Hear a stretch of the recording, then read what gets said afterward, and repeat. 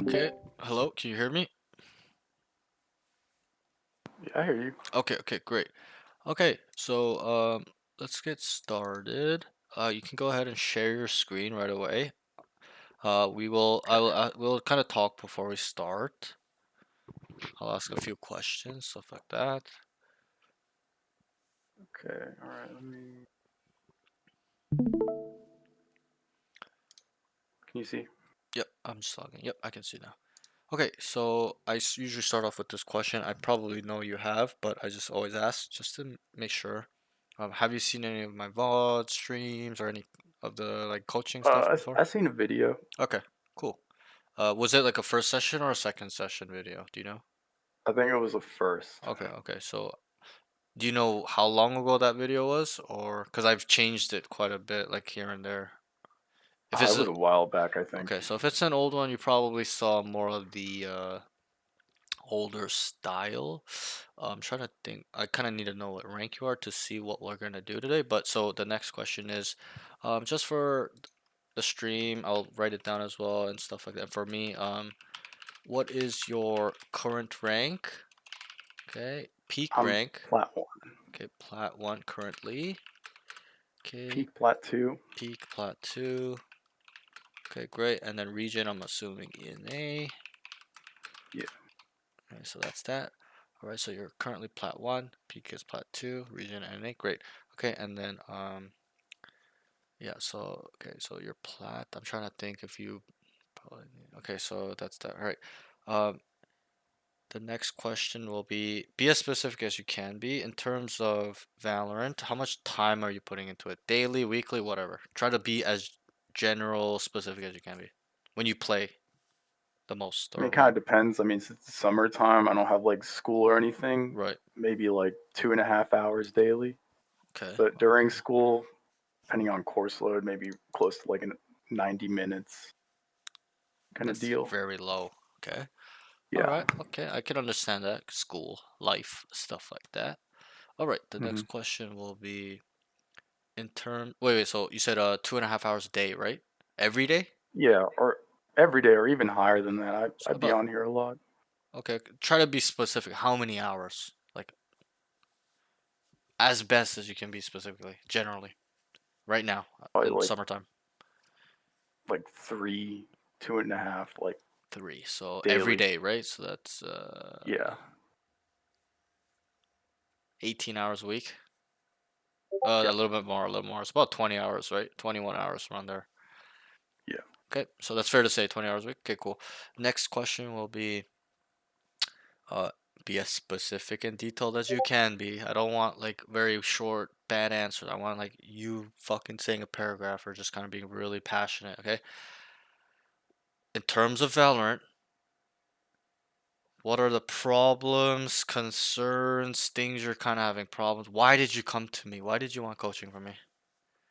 I mean, I've been stuck Plat for a while. Okay, how long? Last time I got to Plat 2, I was playing like Viper lineups. It was way back when like Viper was strong. Holy fuck, And that's like a long time ago. yeah.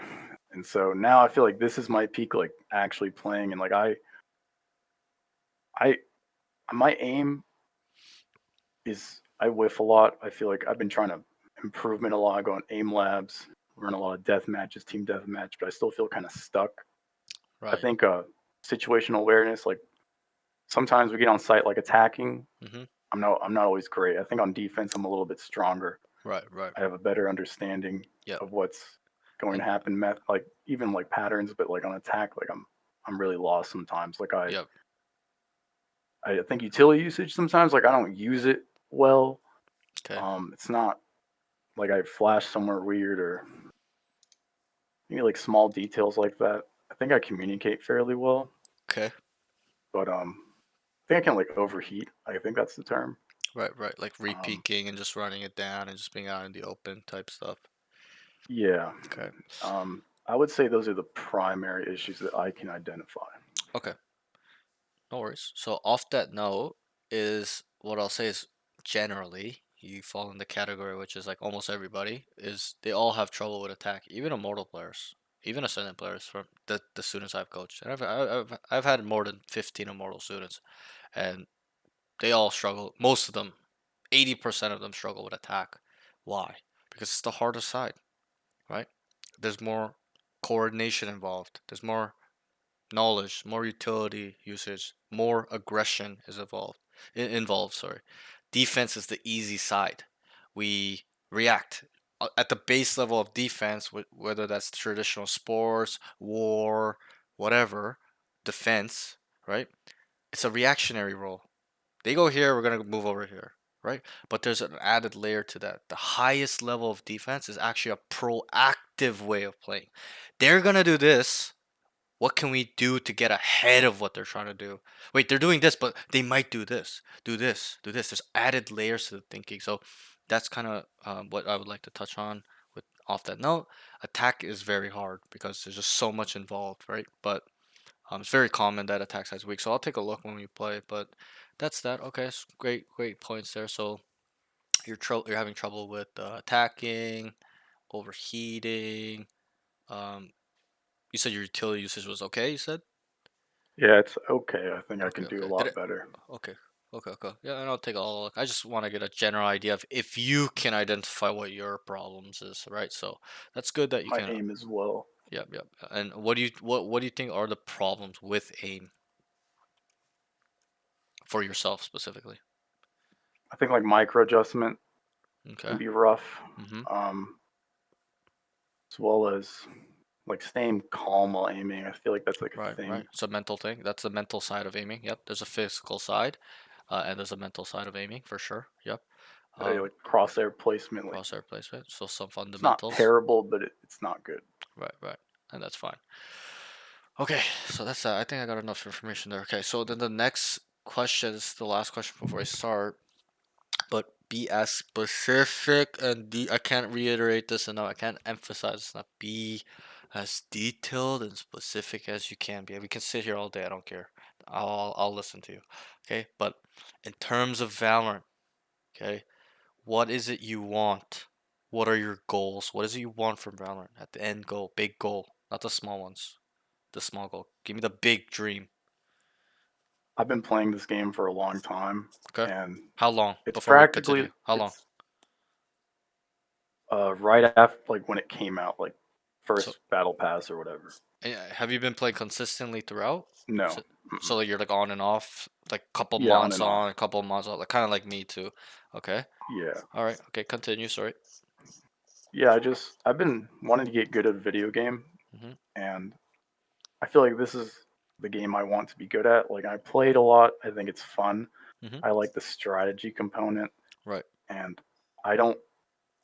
I think it's good to just try to be your best at whatever you're doing, and I dedicate a lot of time at this. Right. Right. And it can be really frustrating, but I do want to improve. I think it's a lot of fun. I think Mhm. it's rewarding when you play with people. Yep.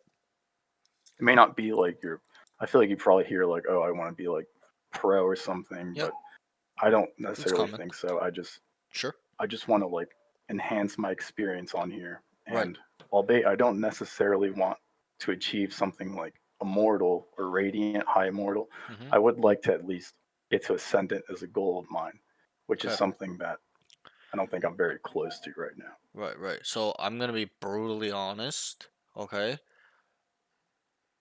I think you're selling yourself a little bit too short. And what I mean is like I want a big goal from you. I want you to know what your purpose is in terms of the big goal. Okay, and I'll ask you another question before we continue. Do you want to be a pro? Yes No, or no? No. So then we can throw that in the trash bin. Okay, we don't. I don't need to prepare you for that mental journey. Me, I was a pro in StarCraft 2 when I was 14 years old. Attempted to go pro multiple times in other games. Dota 2, I was top 500. Spent 4 years chasing that dream. Failed. Tried to go pro Inspector Divide last year. I was top 100 player. Game died out of my control. Stuff like I would try to go pro in Valorant in episode 5 and 6. I was a Mortal 3 peak. Failed at that, right? Didn't work out. I quit. Failed. So I understand that journey. Me telling my parents, I'm going to go pro and play games for a living. I know that judgment from my parents and that fear of gotta make it. And I know the whole journey. I've been there myself when I was 14, traveling to MLG Anaheim, getting sent out to go compete, right? So If you don't want to be pro, we can throw that in the bag. I don't need to prepare you for that mental journey. Okay, it's a different world. Okay, so that's good. But what I want to say is that let's develop a big dream. And a lot of people come here and go, wait, but if I say Radiant or Immortal 3, it's so generic. No, that's not generic. That's specific. You were pinpointing where you want to go. Whether that's Ascended, Plateau, more Gold one, you're at least saying where you want, where you want to go. But on top of that, I would like you to aim high. And you know the saying, you're from NA. Shoot for the stars, you land on the moon. Even if you say, I want to be Immortal 3 and you failed, or you can't get there, whatever life, at least you'll be higher than where you wanted to be, which is Ascendant. You probably would be Ascendant 3, Ascendant 2, Immortal 1 if you say you want to be Immortal 3, right? Don't you think? And if you put Yes. some effort in it, right? So that's kind of what I try to get out from not only you but all my students, so that way they can see the big picture. Even if they fail, they'll land higher than where they originally told me. Because I'll be really honest, a lot of students do come to me like that, where their goal isn't big enough. There are some students where it's too big, but there's some where it's just not big enough. I had a student that could come as diamond. He's like, I want to be a ascendant too. I'm like, bro, you're fucking right there. Like, think a little bit higher. Like, you know what I mean? And I'll say the same thing with you. You're right there. You're like, well, I think I'm pretty far. You're not far. What separates a Plat 3 to Ascendant is not much, but the mental side and a little bit better mechanics and fundamentals and understanding higher small details, looking at it and processing that information. That's it. That's all that separates a Plat 3 to an Ascendant 3 player. That's it. And being a little bit quicker and aim. That's it. So understand that you're not far. So that's why I'm saying shoot big. So right now with you and me, you and I, we will let's develop a big goal. And obviously, this is not set in stone. You can change this by yourself later on if you want, but let's develop this now. So shoot high. Where do you want to be in terms of rank? Where you are wiped off on the off this planet tomorrow, and you'll be happy. Let's not go with ascendant. Shoot higher. I think high immortal would be Okay. So let's go as with good as Immortal it gets. 3. Like Is that that's fair to say? Is that fair yes, enough? Big dream to yeah. sell? That To is believe a in? big yes, big achievement, Good. huge. And imagine yourself feeling the day you hit Immortal 3, how good you would feel, right? And on top of that note, I just want to say you gotta obsess over this goal. I tell my students, what you want, obsess over it. Think about it every day. Put in the work, put in the effort. Okay, and I know you don't have a lot of time, so it may be a little bit difficult for you, but still, people do it. There's part-time Radiant players. You know that. Some people play 2 hours a day, still Radiant. There are people with no arms that are immortal. There are people that are disabled that are immortal. So the sky's the limit for anybody. Me, myself, I was not the best player too when the game first came out. I started when the game came out too. But I got to Immortal the first time, Immortal 3 by myself by putting in the work. Okay, no coaching, nothing. Me just playing, developing myself, improving, focusing on the right thing. So that's that. Okay, so great. We've made a big goal for you. Immortal 3. You gotta start thinking about this every day now and believing it, smelling it, feeling it, thinking about it. Okay, you gotta obsess over this goal now. And because me as a coach, me as a person, uh, those students that tell me what they want, I expect them and I hold them accountable to that goal. I expect you to hit Immortal 3 now, okay? Because you said what you want, right? So that's that. I think that was good. So Immortal 3, start obsessing over it. Let's go ahead and queue. How the session will work today is um, I'm trying to think if I want you to play multiple games or get you to play one game and break it down. But I think with how much time you put in, which is not so much, I think we might have to do one game deep dive type stuff. Sorry, so what we'll do is we'll do one game, and we won't talk in this game, and I will write down notes, general notes in your games in 5 categories that I do, which is that I think are very important. And obviously, there's that these categories are the big umbrellas, and obviously there's small subcategories within this, but these are the big umbrellas. So the first one is communication, Aim is second. Then it's utility usage. Then the fourth one is movement slash positioning. So it's micro movement and macro, team movement and your movement. And then also the fifth one will be game sense slash the mental game. So knowledge, map knowledge, game knowledge, stuff like that, agent knowledge, role knowledge, and then also the mental fortitude side. The strength, not tilting, stuff like that, confidence, whatever, fear, no fear, stuff like that. That I will be writing down, and I'll write the round specifics, and we'll break it down in the custom map after. Okay, that sound good? Yeah, sounds good. Okay, so go ahead and queue.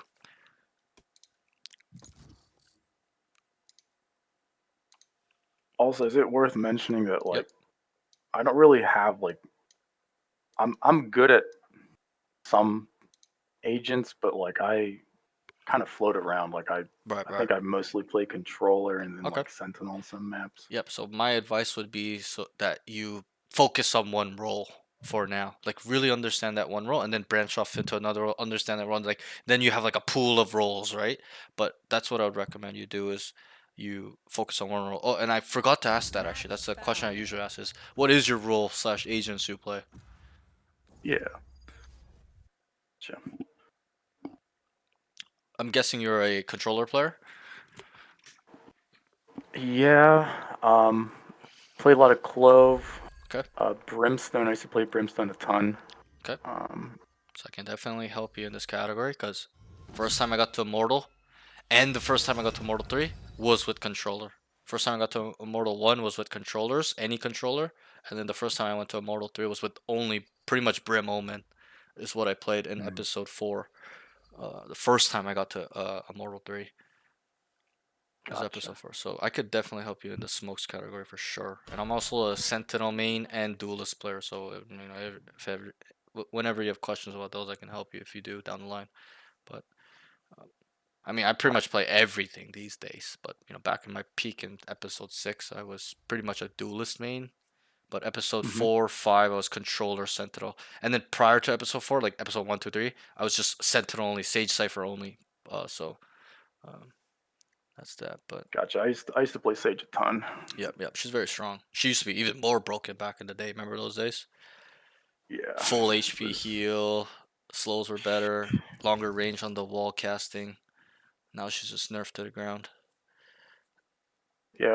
Only agent I recall being really good was Chamber and Viper Yep, at one point. they nerfed chamber to the ground too.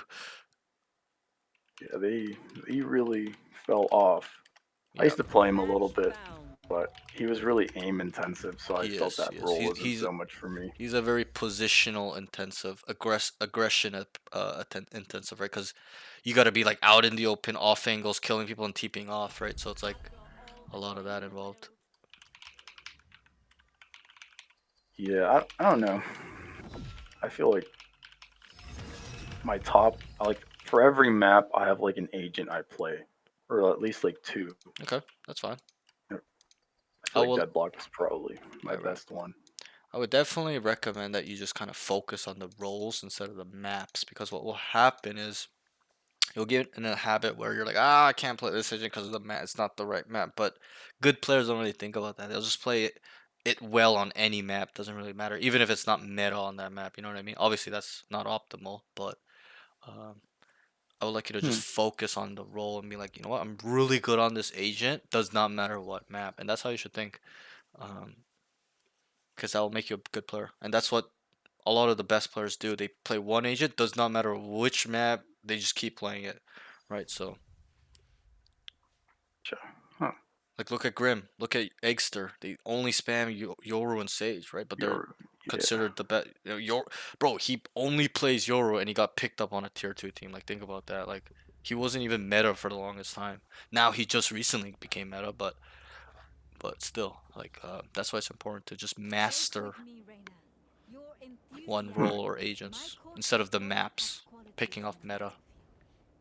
Gotcha. I'll have to think about that more. Yeah. So yeah, we won't talk. I'll be muted. I'll see you after the game, and then we'll talk a lot. Well, yap a ton at the end in the custom. So that's that. Okay, good luck on your game. Don't be nervous. It's not a time for you to show off. You can play bad, it's fine. I want to see how you really play, your true skill. That's it. It's not a time to show off. You play bad or good, don't worry about it, okay? We'll break down everything. So that's that. I'll see you after the game, okay? Later, See ya. bro. Good luck. Hi, December, and let me through my elo. So did I. If you see this, December, I'm kidding. Lol. She's not kidding. December, fucking great for her. Lol. Yeah. That's why I throw December's elo, because he always throws my elo when I queue with him. Or like when I play with him, I just like start.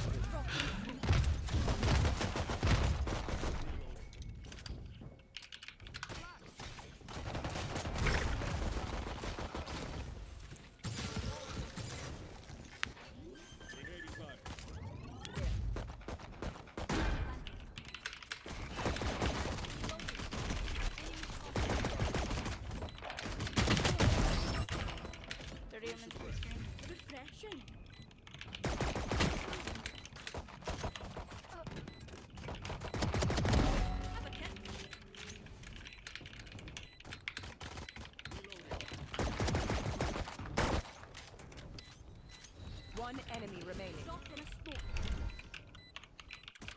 Last player standing.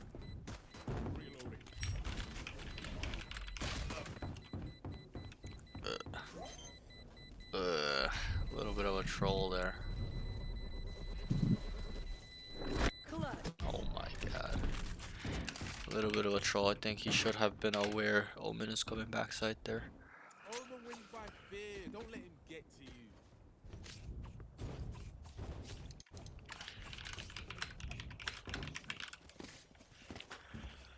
Okay. No, we should go here. I'm not trying to deal with the Marshall.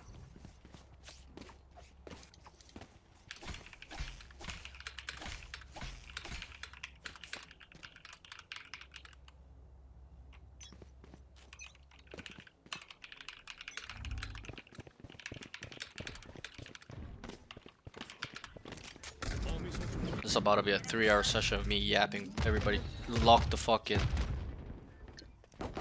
I haven't done an assessment session in a while. It's always been second sessions the last few weeks because I haven't been getting a lot of new students because I've been slacking on the videos. But yeah, I haven't done a first session in a while. So strap in, everybody. I'm about to yap the fuck out on the session. I have to lock the fuck in. Round 2. They go B. Post plant. Not the crazier post plant. His aim's not bad.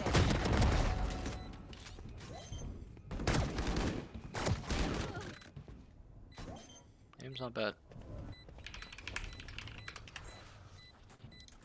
It's not bad. We'll keep. What rank is this? You can do student. I think he's plat, Luki. Oh. I updated it. He's plat 1, plat 2, peak, NA.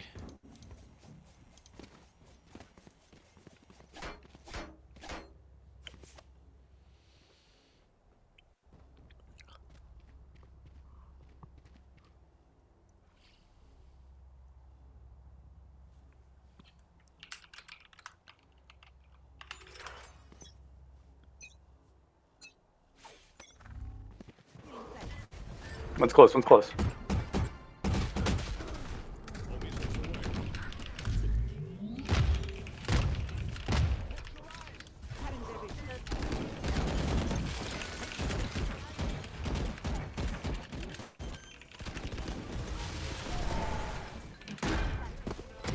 What the fuck?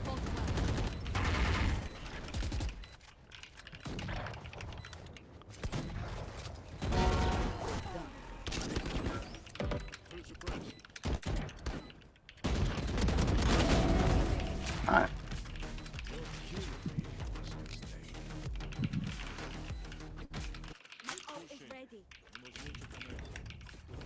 Okay, this is gonna be a long session. I already know it's gonna be a fucking I got a lot. I can probably aggro on Tay.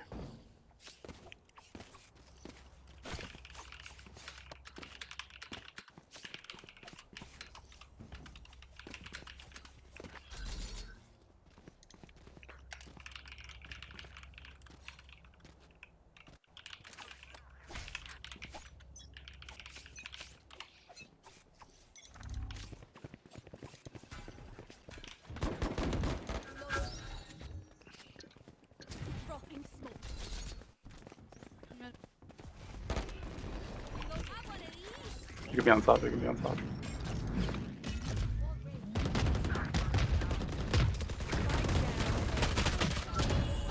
Like I never left. My territory. I have them now. 136. Last player standing.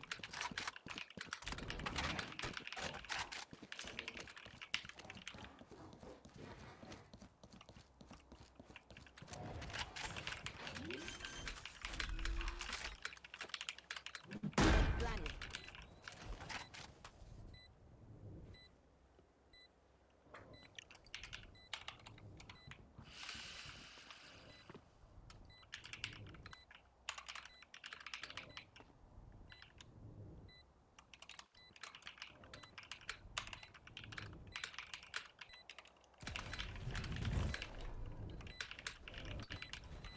Cutting their vision.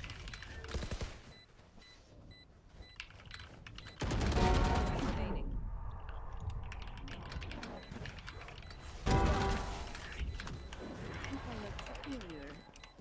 Okay, team bailed him out a little bit.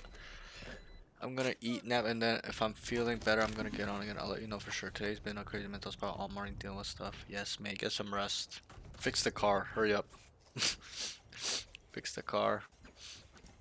Clean out the car so it doesn't smell like rat shit. You know? Just be careful with that Rain. She likes to push here. Knock him down.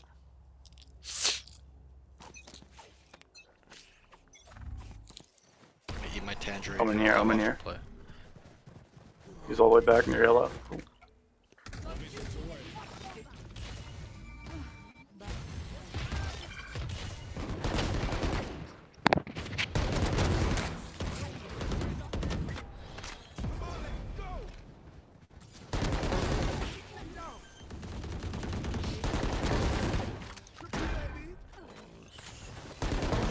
remaining.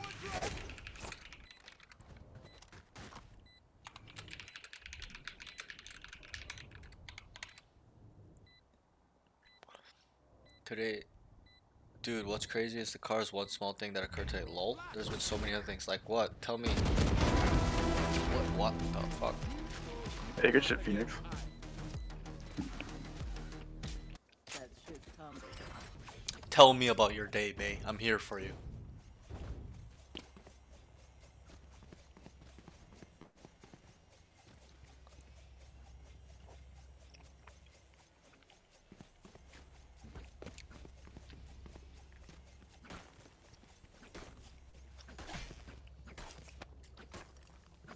I'm getting seeds in these tangerines, bro. Too much to type? Alright, save it for VC then.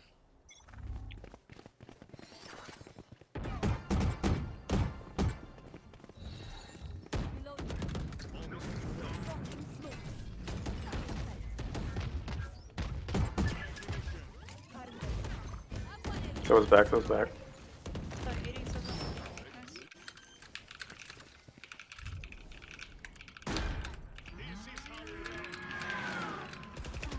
Flank.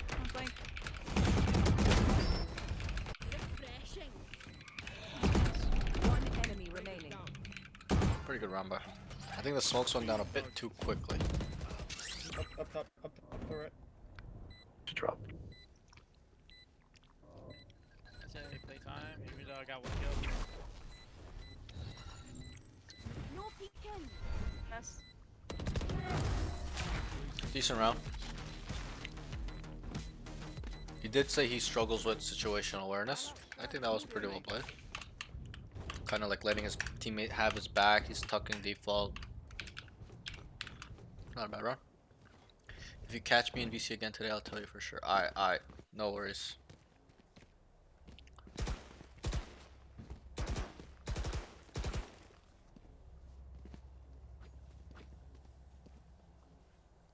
Together.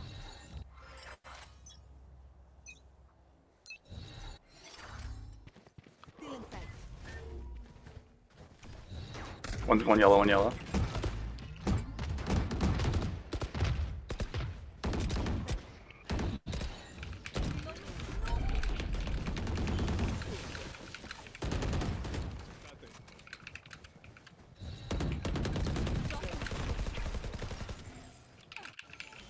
top, one up top.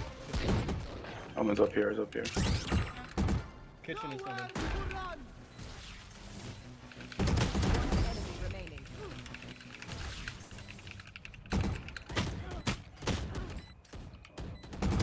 Last player standing. 80. I do prefer when they put up a fight. Continue on our path. It's right. Okay, decent round.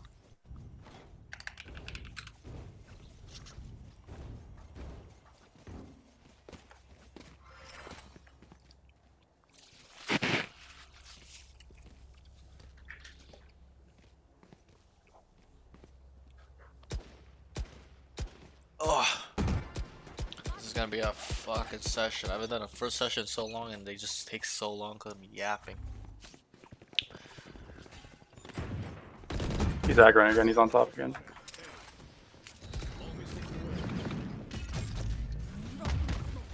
We drop. He could be in there with the shotgun.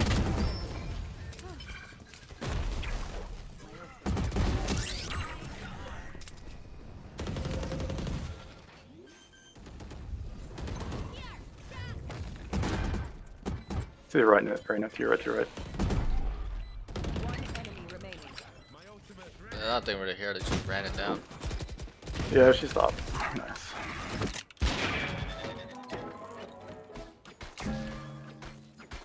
My ult is ready. Nothing really there. They just ran it down.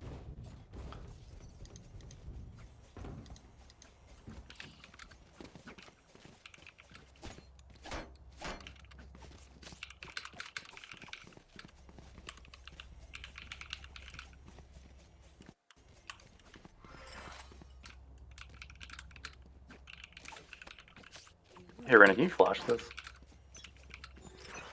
Yeah, I got you. Feeling safe. Mid. No weekend. There.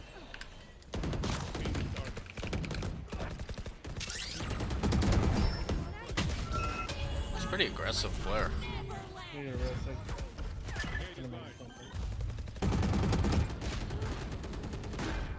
He's a sprayer. Rena's on site, so Soto. Spraying with Vandal. That's a problem.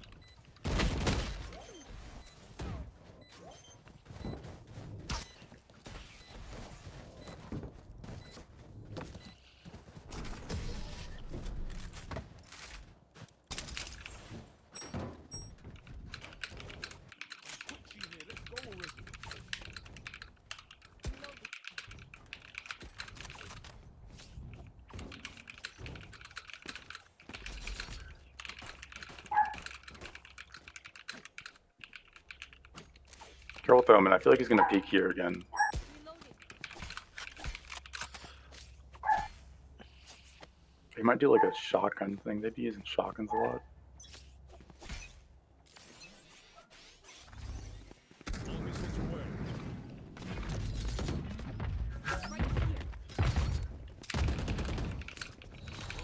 It might be in that smoke. Rocking smoke. Oh, never mind.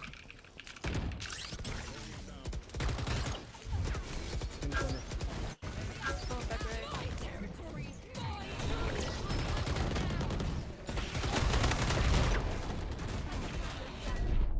Spike down A. Last player standing.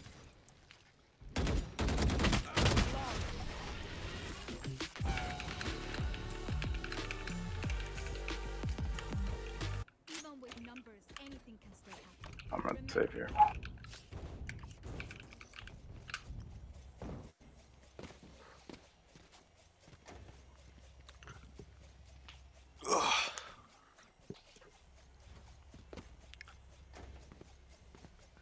Guys, I'm feeling not so well all of a sudden. I'm feeling sick. I think because my mom's sick. And then she came in my room and touched me, so I'm feeling like sick too. Fuck, my head hurts.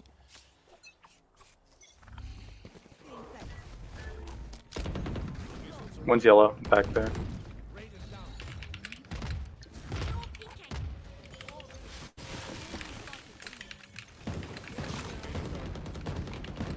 Going still in mid.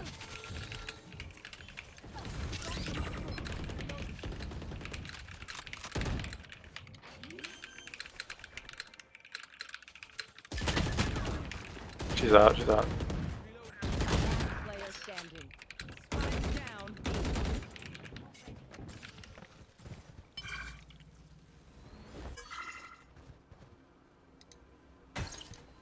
He needs to use decay. He's not using decay. You will not kill my ally. Last round before the switch. I think we should press mid a little bit more. I think Marina kind of got through.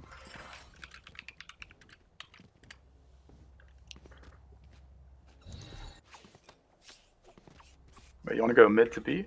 Is that the plan? She insta walls mid. Oh, okay, okay. I think his communication is not so bad. Let's see. You kind of default a little. Seems like he understands his concepts. Seems like he understands attacking concepts. Say, trying to heal. It's a bit too aggressive when have sight and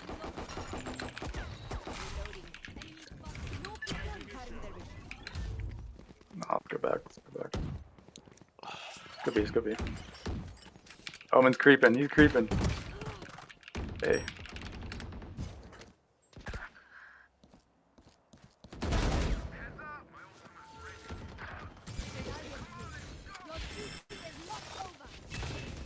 Going down 2.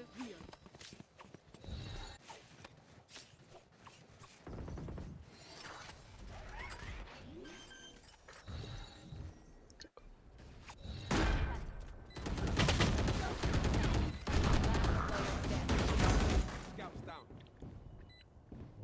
Hit our spawn, bro. Summon. Yeah, Omen was probably coming through here. both there.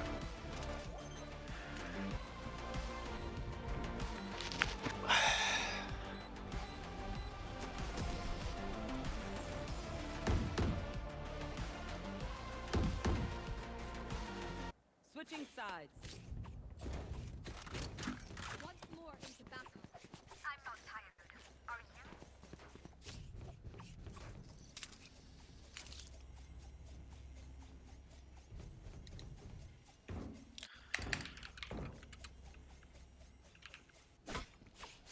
Missed round 12s. Missing fuck. So we're on defense now. Honestly, he said his attack side was bad. It wasn't so bad. A little bit just clean up in terms of like making sure he closes out some rounds by not dying, stuff like that. Oh, my legs. I need to stretch, bro. I need to stretch.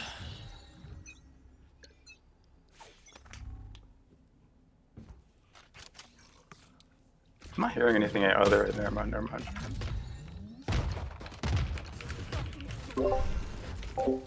Yeah, Omen's still up there. It's like 2 belt.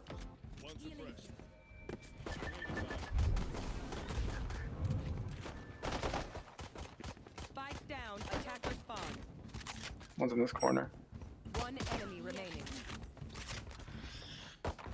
Coming out right now. Right? Anyone? The 78. We got chill out. We got chill out. He's 1 tap, 1 tap. Let me rotate it.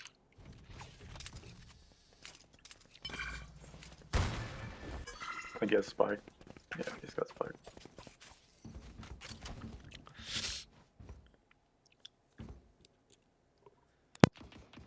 Upstairs. Together, play together. No, he's still there. Still there. He knows I'm here. 30 seconds left. Nice. Nice. Go route. He's actually quite aware. He's quite aware.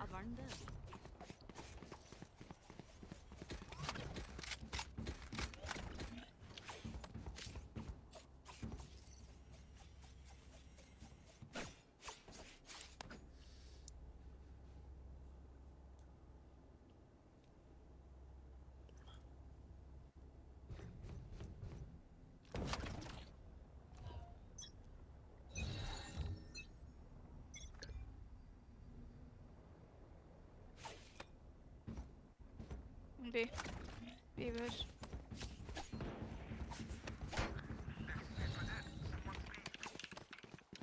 Might be rotating. No peeking.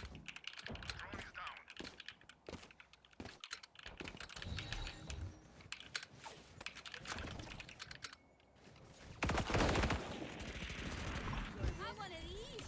One enemy remaining. Flawless. We are just too good.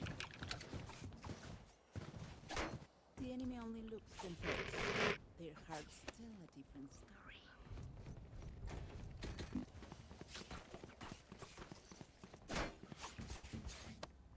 This is the big round right here.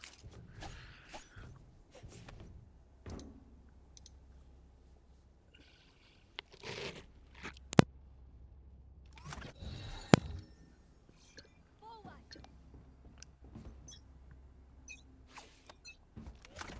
Oh, I'm tired.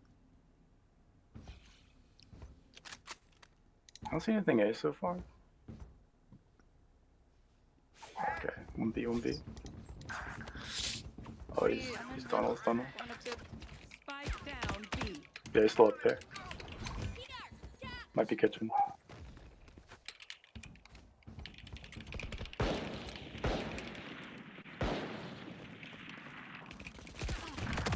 Away from me.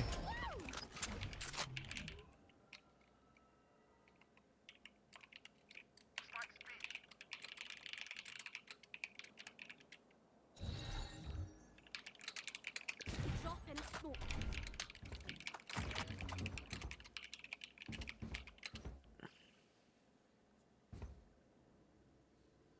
Enemy remaining. My Last player standing. He's going towards B.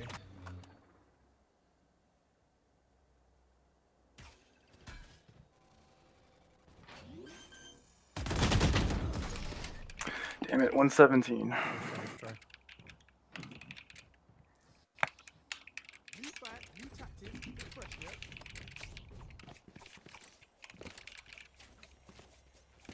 So they're kind of lurking mid. Maybe Sage, could you just like wall two? I feel like that might be better. Oh my god, these notes are so fucking thick. I haven't done a first session in so long that I'm being so detailed. Usually I'd like kind of like Okay, that works. write it down generally and then I'd break down upon it, but I made it specific because I was trying to lock in.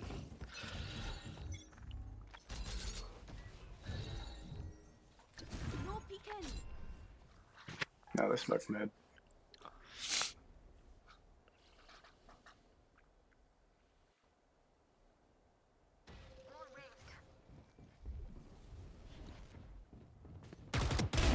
No ball. Alright, Arena, they might be up to. Might be up to kitchen. One mid. No peeking. Down.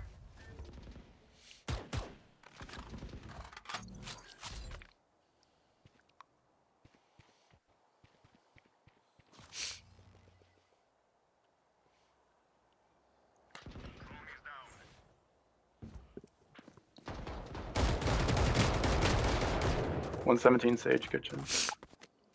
She's heading towards B. One enemy remaining. Bomb drop.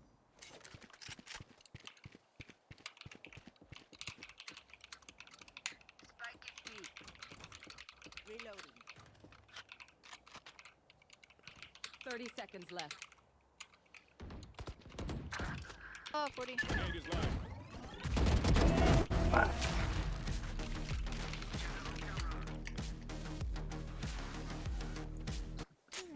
Like so meaningless. Might as well listen to me.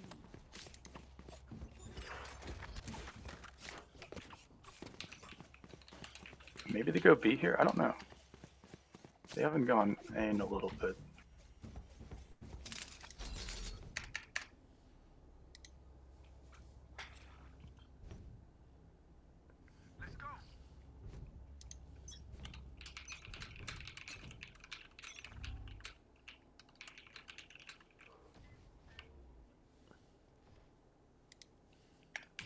Not seeing anything A. It's a little quiet. Drop in a smoke.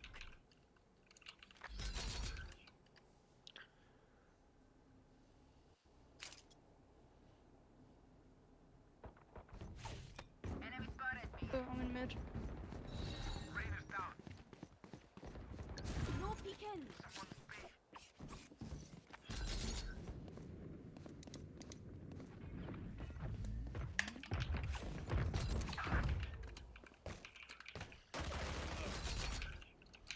My territory, my fruit. Have them now. Omen piercing my The block's still mid. Last player standing. You will Spike not down, kill B. my allies. Your duty is not over. Last player standing.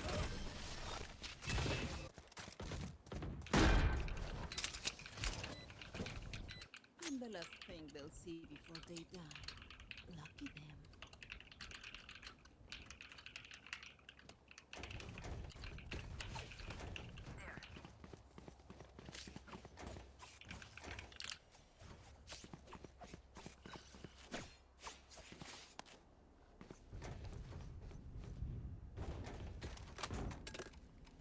As one.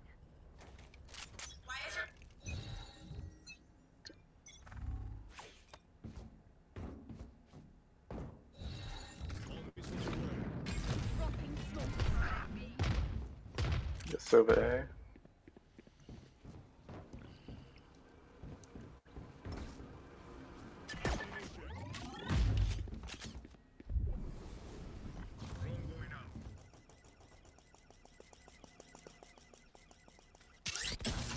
Sova and Omen here.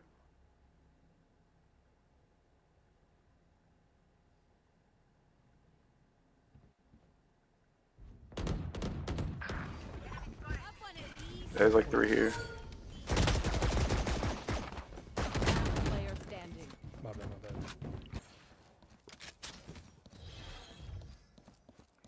Spike planted.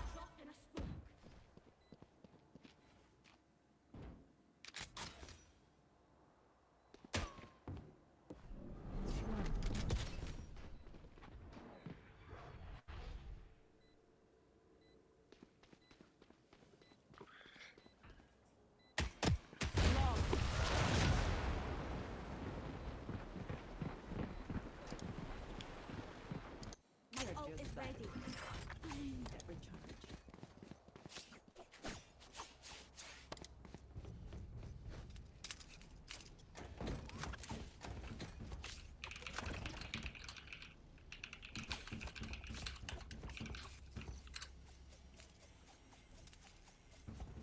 I'm gonna play aggressive here.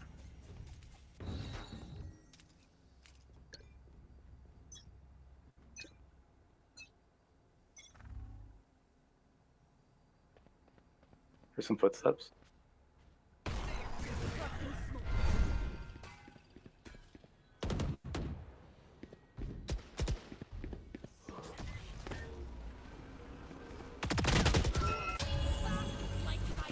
Yeah, they're here for the most part.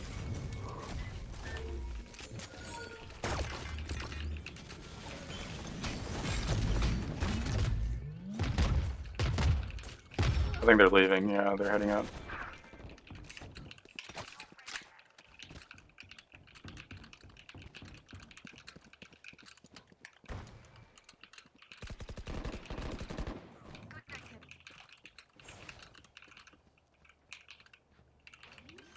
Morning, eh?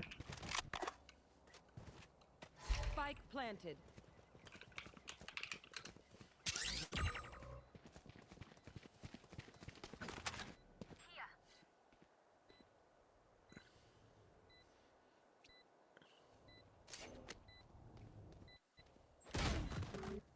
Fuck it. Yo, they're getting lurked on so hard, it's actually insane. Yo, what's up, Safe? What's up, Dalton? They're actually getting lurked on so fucking hard. They lurked literally every round on them, and they're winning, and now they're getting destroyed because he can't identify that they're getting lurked on. All he has to do is account for space. Tell them, guys, they're lurking on us. Stay put, stay put. Stop fucking over rotating. Everybody's over rotating, and they're inserting lurks, so they're getting shot in the back every round. Like 3 people dying, getting shot in the back from their team. Like he's just gotta account for space slightly better. Let me write that down. Game sense needs to account for space better. Understand they are lurking hard on them. There's a check. No peeking.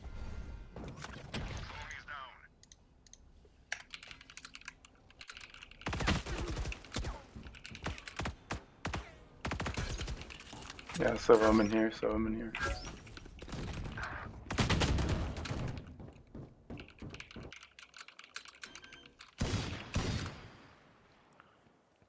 Yeah, Planted. this is really hard to watch because they were winning. It was 9-6, and then they just started losing because they just started defaulting and lurking. So he has to find that adjustment, Healer's down. but he can't. He's struggling to. He can't even identify it. I'm sure he knows, but it's like he's not processing it and applying the solutions. That's the key. It's one thing to know, it's another to take action. What the fuck? Crazy. Yeah, he almost had it by telling her was. Yeah. This is very hard to watch. Very, very hard. They are. Okay, I just kind of missed out, right? Oh shit.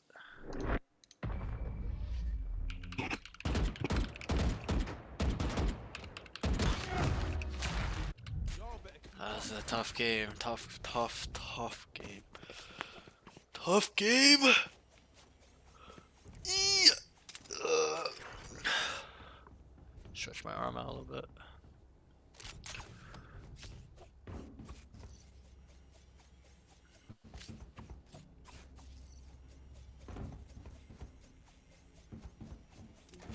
Survive.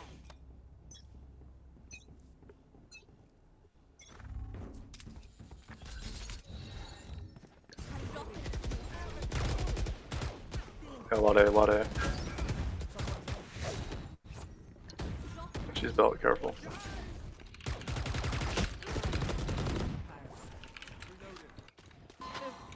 He throws 2 smokes on belt. What? And then gets.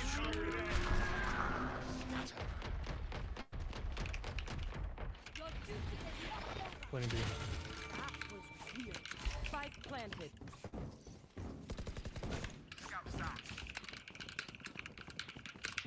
Precision.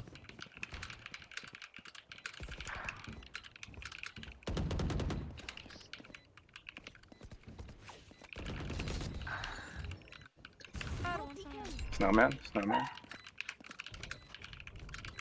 going up.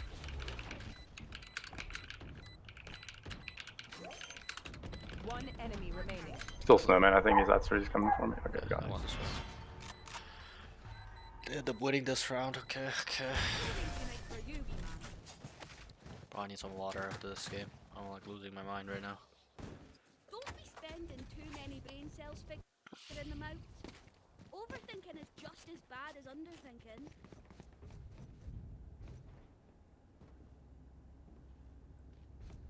Yeah, they play really slow. I think Now he What about your identifies it. I'm gonna play more mid.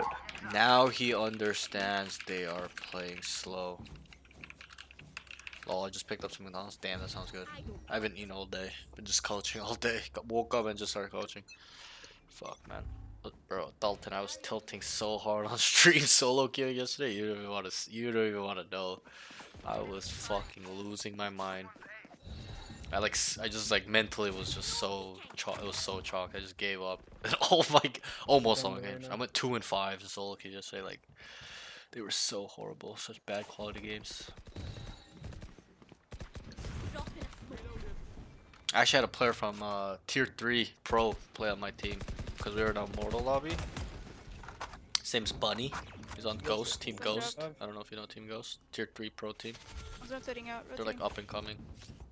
Tier 2. Well, she might lurk. I actually I did it like a few weeks ago. I actually applied to be an assistant coach there. But they said there was no open spots. I talked to the head coach of Ghost like 2 weeks ago on Twitter, and then when I saw the player yesterday, I was like, oh, what the fuck? I know that team.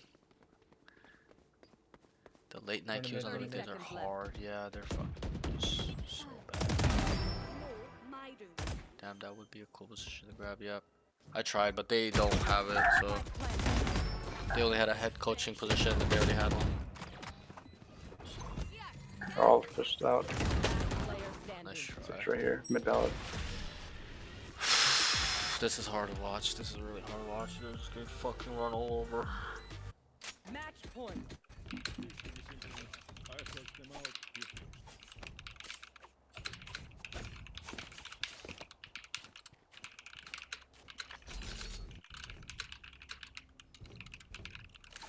I'll write that down actually. Needs to take space. There's a lot of fucking those. Holy shit. Needs to take space. On defense way more. No peeking.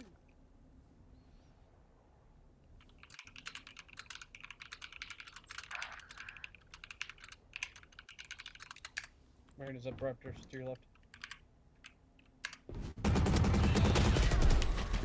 Oh my god. Oh. Oh. I know. my God. You know, I'm unmuted by accident. See. Locating target. One suppressed. Imposter kill. Oh, Sage. Gotta save it. He's gotta smoke. He's gotta smoke. You two, he has smoke 14. This is a bit late. It's not looking good. It's not looking good at all.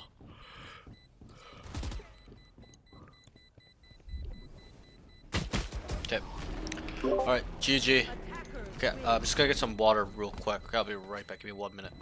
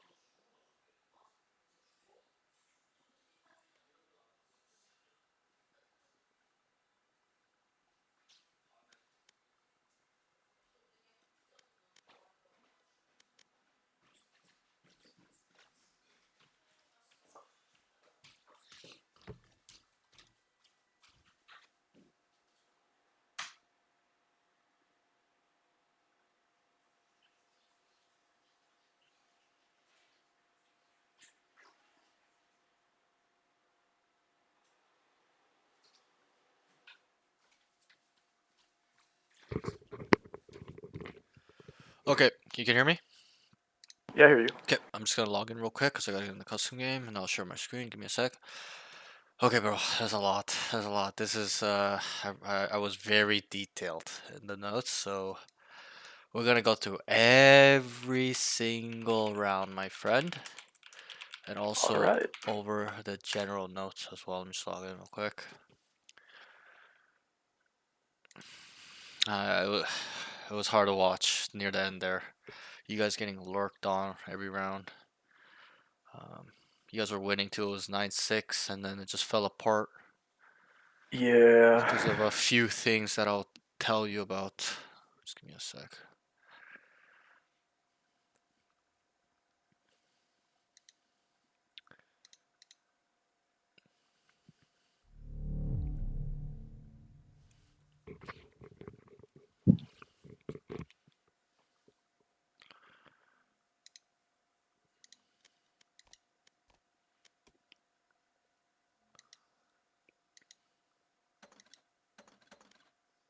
Yeah, you can stop sharing your screen. Give me 1 second. I'm just logging Okay. in right now. I know it's taking so long.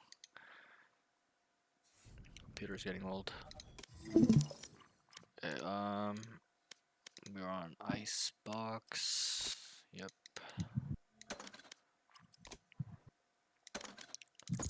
Yeah, that's that.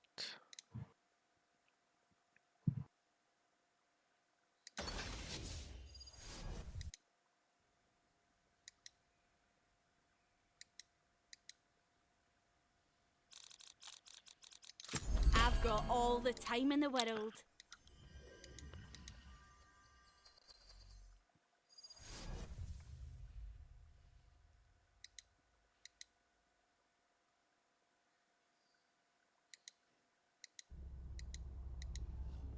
Okay, share my screen here.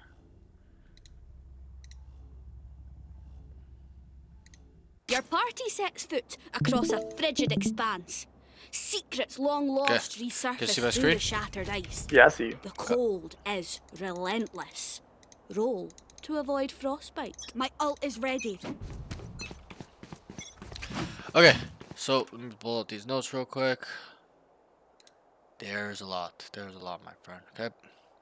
So let's start with ranking these in order. So if I were to rank these categories, let me think about this a little bit. Honestly, I think your game sense isn't so bad actually. Um, that could be tied for first. Second probably would be your communication. Communication game sense like kind of like similar, like not saying one is above the other, but they're kind of like tied around the same skill level. For tied to number one or whatever. After that, I probably would say it's gonna be. This one's a little bit hard. I think it's gonna be. I'll give you movement slash positioning is probably the next best category, and then it's gonna be your aim and then your utility usage. I think your utility usage is quite lacking. It was pretty weak this game overall. But that's how I would rank it. So it would be game sense mental game is number one, plus your comms, then it's gonna be movement slash positioning. And I would say that's tied with your aim, and then utility usage is last. Okay, so that's how I'd rank it. And I always go through the cons first. So that I wrote the cons and the pros. So I'll go through the cons first. Okay, so I'll try not to get sucked into these general notes because we got to break down the whole game, right? So I used to have a bad habit of spending an hour on all the general notes, so I'm gonna try not to do that. We'll try to get through this in 10 minutes, 20 minutes. So communication. Okay. Uh, I think you can be more of a leader slash manage them slash lead like lead them with comms a little bit better. Uh, this was a note I got specifically on attack where you're pretty good at feeding info. I wrote this in your pro. You're good at feeding info. You're like, hey, one yellow, one there, and you're specific and detailed. You could take it another level by not only telling it's one or how many, but who it is as well. One yellow, it's Omen, it's Reyna, Reyna's close, Omen's yellow, whatever. That's for future reference, obviously. So, well, like that. But I think you could Okay. manage them a little better. Guys, we need to go in. We need to leave. Group up. Whatever it is, I would like you to kind of be a leader, right? Like a captain of the ship, a little bit, managing them. Uh, a little. I'm not saying it's not there, but it's not to my standard, not even close. So, uh, I would like that little bit more. All right, and we'll break this Okay. down as we go through the rounds. But this is just the general notes. I think you can have a little bit more assertiveness, a little bit more, not dominance, but just a little bit. Put your chest up and deem yourself the captain a little bit. Because one thing I'll say in this elo is teammates, players, they're looking for that guy. They don't know. How many games have you played where nobody talks, don't say anything, don't call nothing? That's a Couple, question. many. Many, and there's a reason. It's because nobody knows what to do, and you have to understand it's very, very unaware bracket. This bracket you're in, low plat, high gold, mid gold, super unaware elo, in terms of you know understanding the game and game sense, movement, macro movement, but they all usually have decent aim. That's really how they got to this level. But they don't look past that. You gotta be that guy where they're like, oh, this is the guy. He's Mr. Reliable. He's gonna be, he's gonna lead us to the holy city. That's how you have to think about it. So I would like you to deem yourself the IGL, and that's kind of what I should have said is. And you know what IGL is, right? What? Do, Refresh my memory? do you know what it stands for? IGL, the acronym. No. It means in-game leader.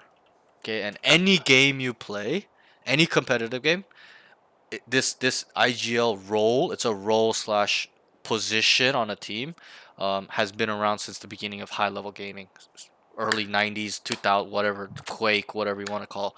It's been around for a long time. There's always an IGL. Okay, so obviously the responsibility usually falls on the IGL, the wins or losses, because he's the one dictating the team's movement, right? What they want to do, their plans, what they're setting up. Usually the IGL is responsible for that, and also in Valorant specifically, generally in pro play, IGL role is reserved for the controller role or the sentinel role, and third least is the initiator. There's a lot of initiator IGLs as well in pro play. Okay, it's very rare that a duelist is an IGL because they got too much to do, think about, and kill. So it's hard for them. But controller, there's a lot of downtime for you to sit around and wait to throw a smoke down. A sentinel's gonna be sitting in a corner on the side just looking at the mini map, right? So they have a lot of downtime to think, formulate a plan, talk to their teammates. So that's usually why it's reserved for them. Okay, and then also, just because it's like that in pro play does not mean you cannot be an IGL on any role, any agent in ranked. That's the beauty of ranked. Me specifically, I'm a duelist player mainly. When I play with my friends, duos, trios, I'm usually not duelist, but when I solo queue, I'm duelist. I tend to IGL. I don't give a fuck. I'm managing, leading, making plans, thinking, identifying, process. I'm doing the whole 9 yards. Even though I have to entry, kill, scale site, clear the site, go into spawn, be aggressive, I do all of it. Okay, so there's no excuse really. That's what I want to say. Okay, so do you have any questions on this note? Be an IGL, be a No. leader, manage them. Okay, let's move on then. We'll touch more on this when the round comes, when some of the rounds comes. Okay. The next note for your communication is need to make plans pre-round. I'll ask you, how many plans did you make this game, sir, on attack? Probably less than two. Probably none. Zero. Goose egg. Nada. Okay, you're very quiet in terms of that planning. And I already know why. You don't need to tell me. It's because you don't really know what to do, right? Is that fair to say? Yeah. You don't know how to move them around. You don't know how to get them to lean where you want them, and then you go to the opposite side. And this is something I will teach you today, okay, on how to do this. But this is really important that not only are you an IGL, managing them, keeping their mental up, but also making pre-round plans. And there's a way to do it. I'll touch on this as we get through this a little bit, okay? But I would like you to focus on that note a little bit. Think about it, right?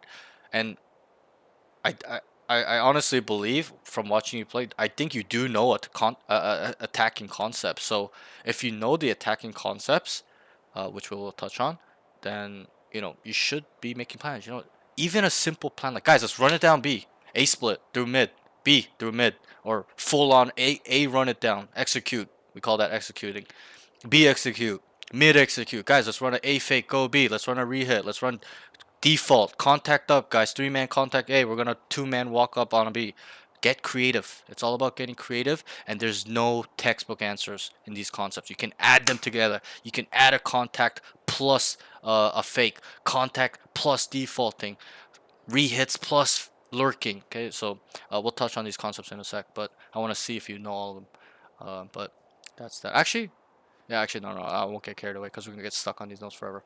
So that's that. Okay. So make some more pre-round plans. Even if it's basic. Obviously, at the highest level, they use the basic concepts like contacting, defaulting, fakes, rehits, lurking up. Okay, but they make it complicated through identification, through information. And also tendencies and frequencies. We'll touch on this in a little bit. Okay, so let's move on. Make plans pre-round. Okay. The next note, last one for cons is manage his team more on defense. Nobody's trying to understand what the enemy are doing. Okay, so this is kind of what we were just talked about. And this is something I've labeled. I never created it. This thought process, this processes have been around for thousands of years. And I labeled it and I call it the identification protocol or checklist or whatever you want. Or we can even dumb it down further and just make it very simple and call it tendencies and frequencies. Do you know what that means? Tendencies and Yeah, frequencies. Good. What does like tendencies kind of mean? like a pattern, right? Similar, yep, yep. So I'll just give you the definite, well, my definition. Tendencies is in the name. What do you tend to do? What do you like to do? How do you do it? Right? If a guy's a liar, he lies all the time. What does he tend to do? Lie, right? He's a liar. Yeah. What is frequency? Very simple. The amount of times it happens. Right, in which the rate it is done. Okay, so if he's a liar all the time, his tendency is a liar, and the frequency is every single time. There's not a single time. Obviously, that calculation is in very it switches around depending on the situation, right? The frequency. But in terms of Valorant, I'll give you an example. If Cypher lurks down mid every round, or 6 rounds in a row you saw him lurk down mid, what's his tendencies and frequencies? Are down mid almost consistently. Right. So he tends to lurk, so we can label him a rat. And not only is he a rat, but he's a rat all the time because he's done it 6 Mhm. rounds in a row. If he did it once every 10 rounds, once every 5 rounds, once a half, once a game, different story. But you gotta be able to calculate this or track it yourself and store it. Not just think about it for the 1 round and leave it alone. You gotta store this for future uses. Maybe not for the next round, but it might come into play 5, 10 rounds later. Okay, so understand that. Any questions on this note? No questions then. Okay, and don't worry. I know you're like, oh, what is this? Okay, I'm gonna break this down when the stuff come down. But it's really important that you understand what they like to do as a whole. Okay, maybe I'll touch on this now. So the identification protocol is really 4 steps. Okay, this is how I labeled it. The first step is identification. That's what it's labeled as. First step is identify. Identify how they play as a whole, as a team. Are they an aggressive team? Are they a lurking team? Are they a passive team? Are they an anchoring team? Are they a fast rotational team? Slow rotational team? Whatever it is you can identify as a whole, the team as a whole. You pick that up. The second part to the first step is the individuals, just how we touched on. If we know the Cypher is lurking down mid all the time and he's a rat, we can label him a rat. We can use that, right? So it's important to not only understand how they play as a whole, but individual as well. And I'll give you another example. I'm sure you've experienced a team when you are on defense, right? Where they start A, they just run it down. They start mid, they just run it down B. They start B, they just run it down. They start mid, they just run it. They don't rotate, they just run it down on you guys, win or lose. You've experienced that, right? Yeah. Yep. And I'm sure you've experienced as well where they start A, then they come like this last game you just played. They start A, they go B, then they back mid, back to A, back to B, and then they end A like 6 rotations later. Like very cringe. Like what the fuck are they doing? You've experienced that, Mhm. right? Yeah. Right. So not it's not only important to understand that how they're playing as a team, as a whole, a unit, 5 people, but it's also really, really important to understand how the individuals are playing off of the whole. So, for example, guys, they're a team that just defaults and sit and spawn, waits around. But Cypher's always sitting mid lurking, and Reyna and Jet is always B, always, or sometimes Jet's here, and that's also include. That's what you need to keep track of. And I know it's a lot of information, but this is what high level players do. I'm sorry to say, this is what the highest people in Valorant do in any game, any competitive sport. That's usually what is needed, is to identify, right? And then the second step is to process this information. Okay, and this protocol is not just for attack or defense, it's for both, it's for the whole game. Okay, second step is to process. What does it mean if they're passive? What does it mean if they're super aggressive? What does it mean if this guy's always lurking? What does it mean if, wait, we're on attack, but they have 3 on A and there's a solo B guy? There's no utility. Hey, guys, there's no mollies on B. Wait, there's only duelists on A. They have no stalls here. This. Process that information. You gotta process to see what is strong, what is weak. What does it mean that this agent's here? They have this type of utility. What can they do? What can they not do? Okay, that's the second step. The third step is to adjust. Find use, create, bring old concepts or solutions. Okay, for example, I'll give you an example. Okay, I've identified, guys, they 3-stack A. Okay, that's their setup. I'm like, oh, for example, I'll just make a brief example. Oh, it's Killjoy, Sova, and Rain on A perma, guys, and then the Vipers B, and then they have like, a Jet mid or whatever. Okay, that's what I've identified as a whole, and or individually. Sorry, that's an individual setup. And then I'm like, wait. Also, when we contact A, they fast rotate. They're super quick in the rotation, guys. Uh, this means that we can lean them A and we can fake A, go B, right?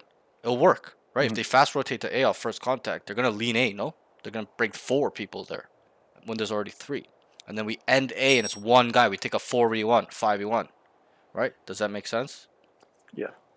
So this is the protocol in itself. So that's really what is step 3, is to finding solutions of what you've identified and processed.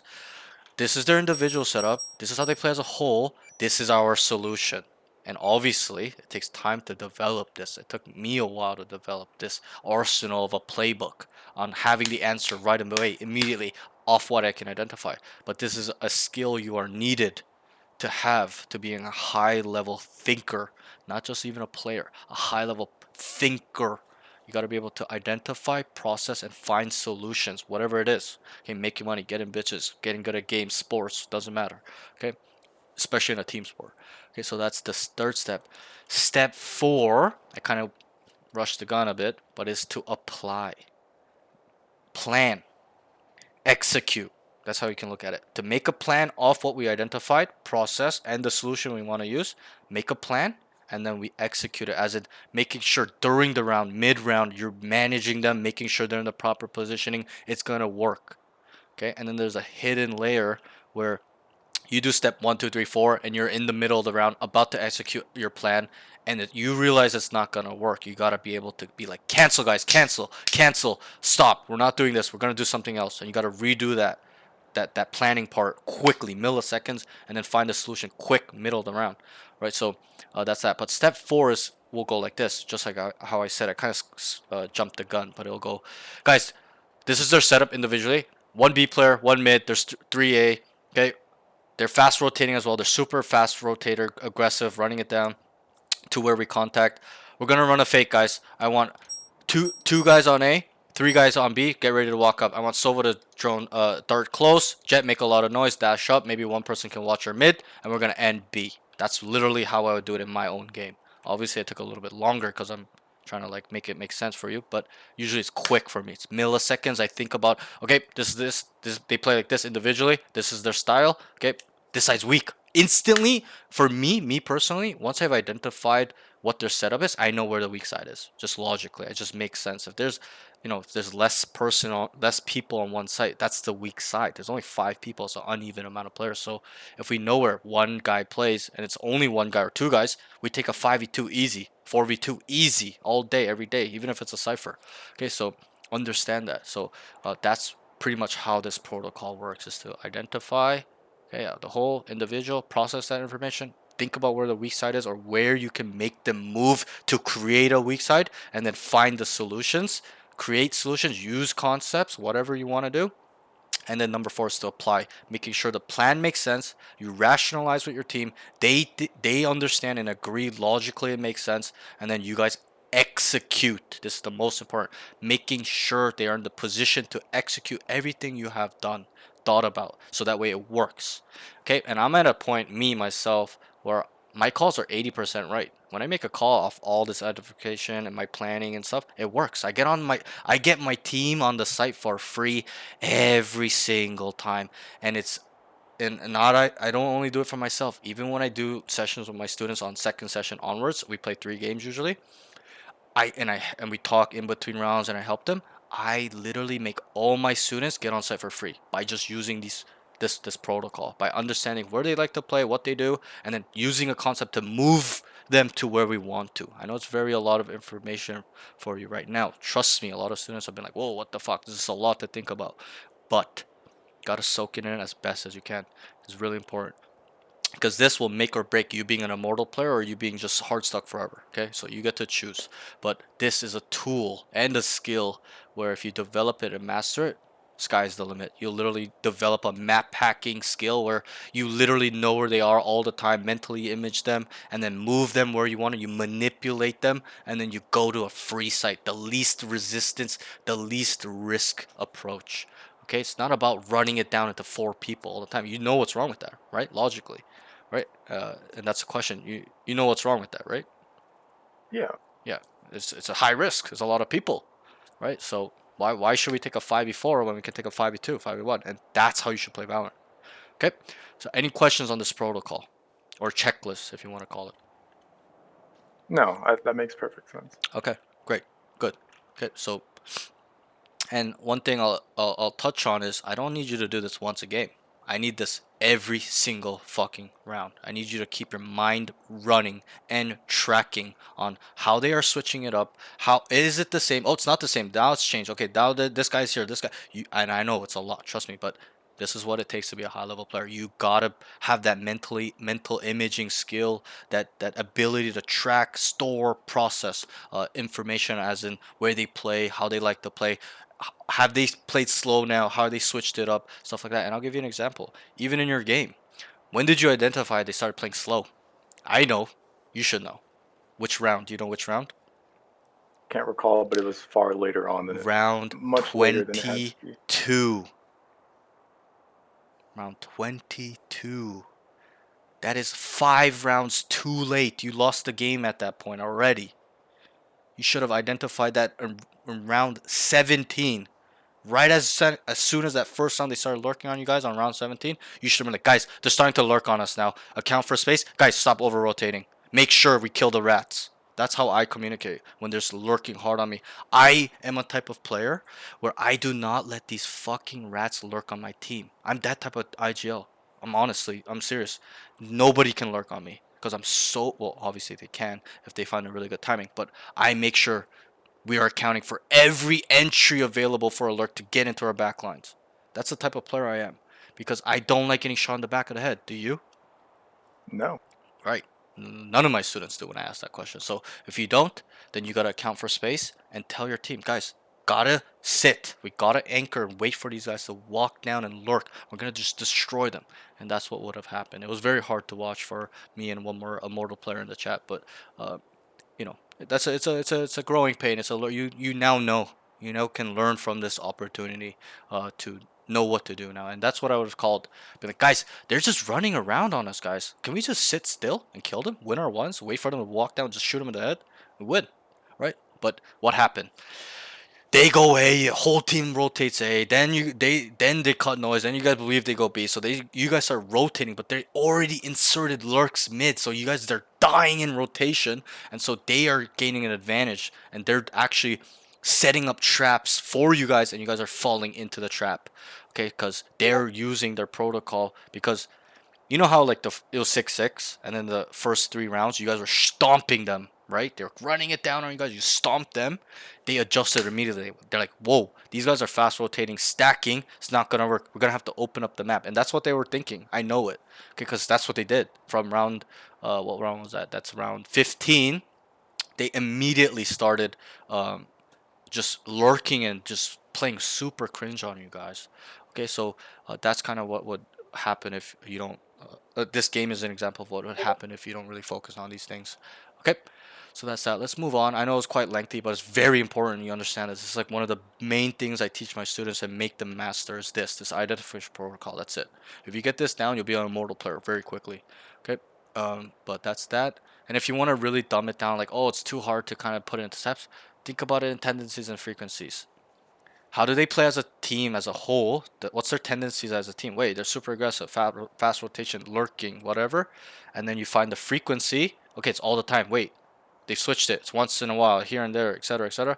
And then you kind of can work off that with the individuals as well. That's the basic way of doing it. But I like to do it my protocol way because that's gonna really take it a next level where you're always understanding and processing what's going on and knowing what the solution is for future uh, rounds and games or whatever it is.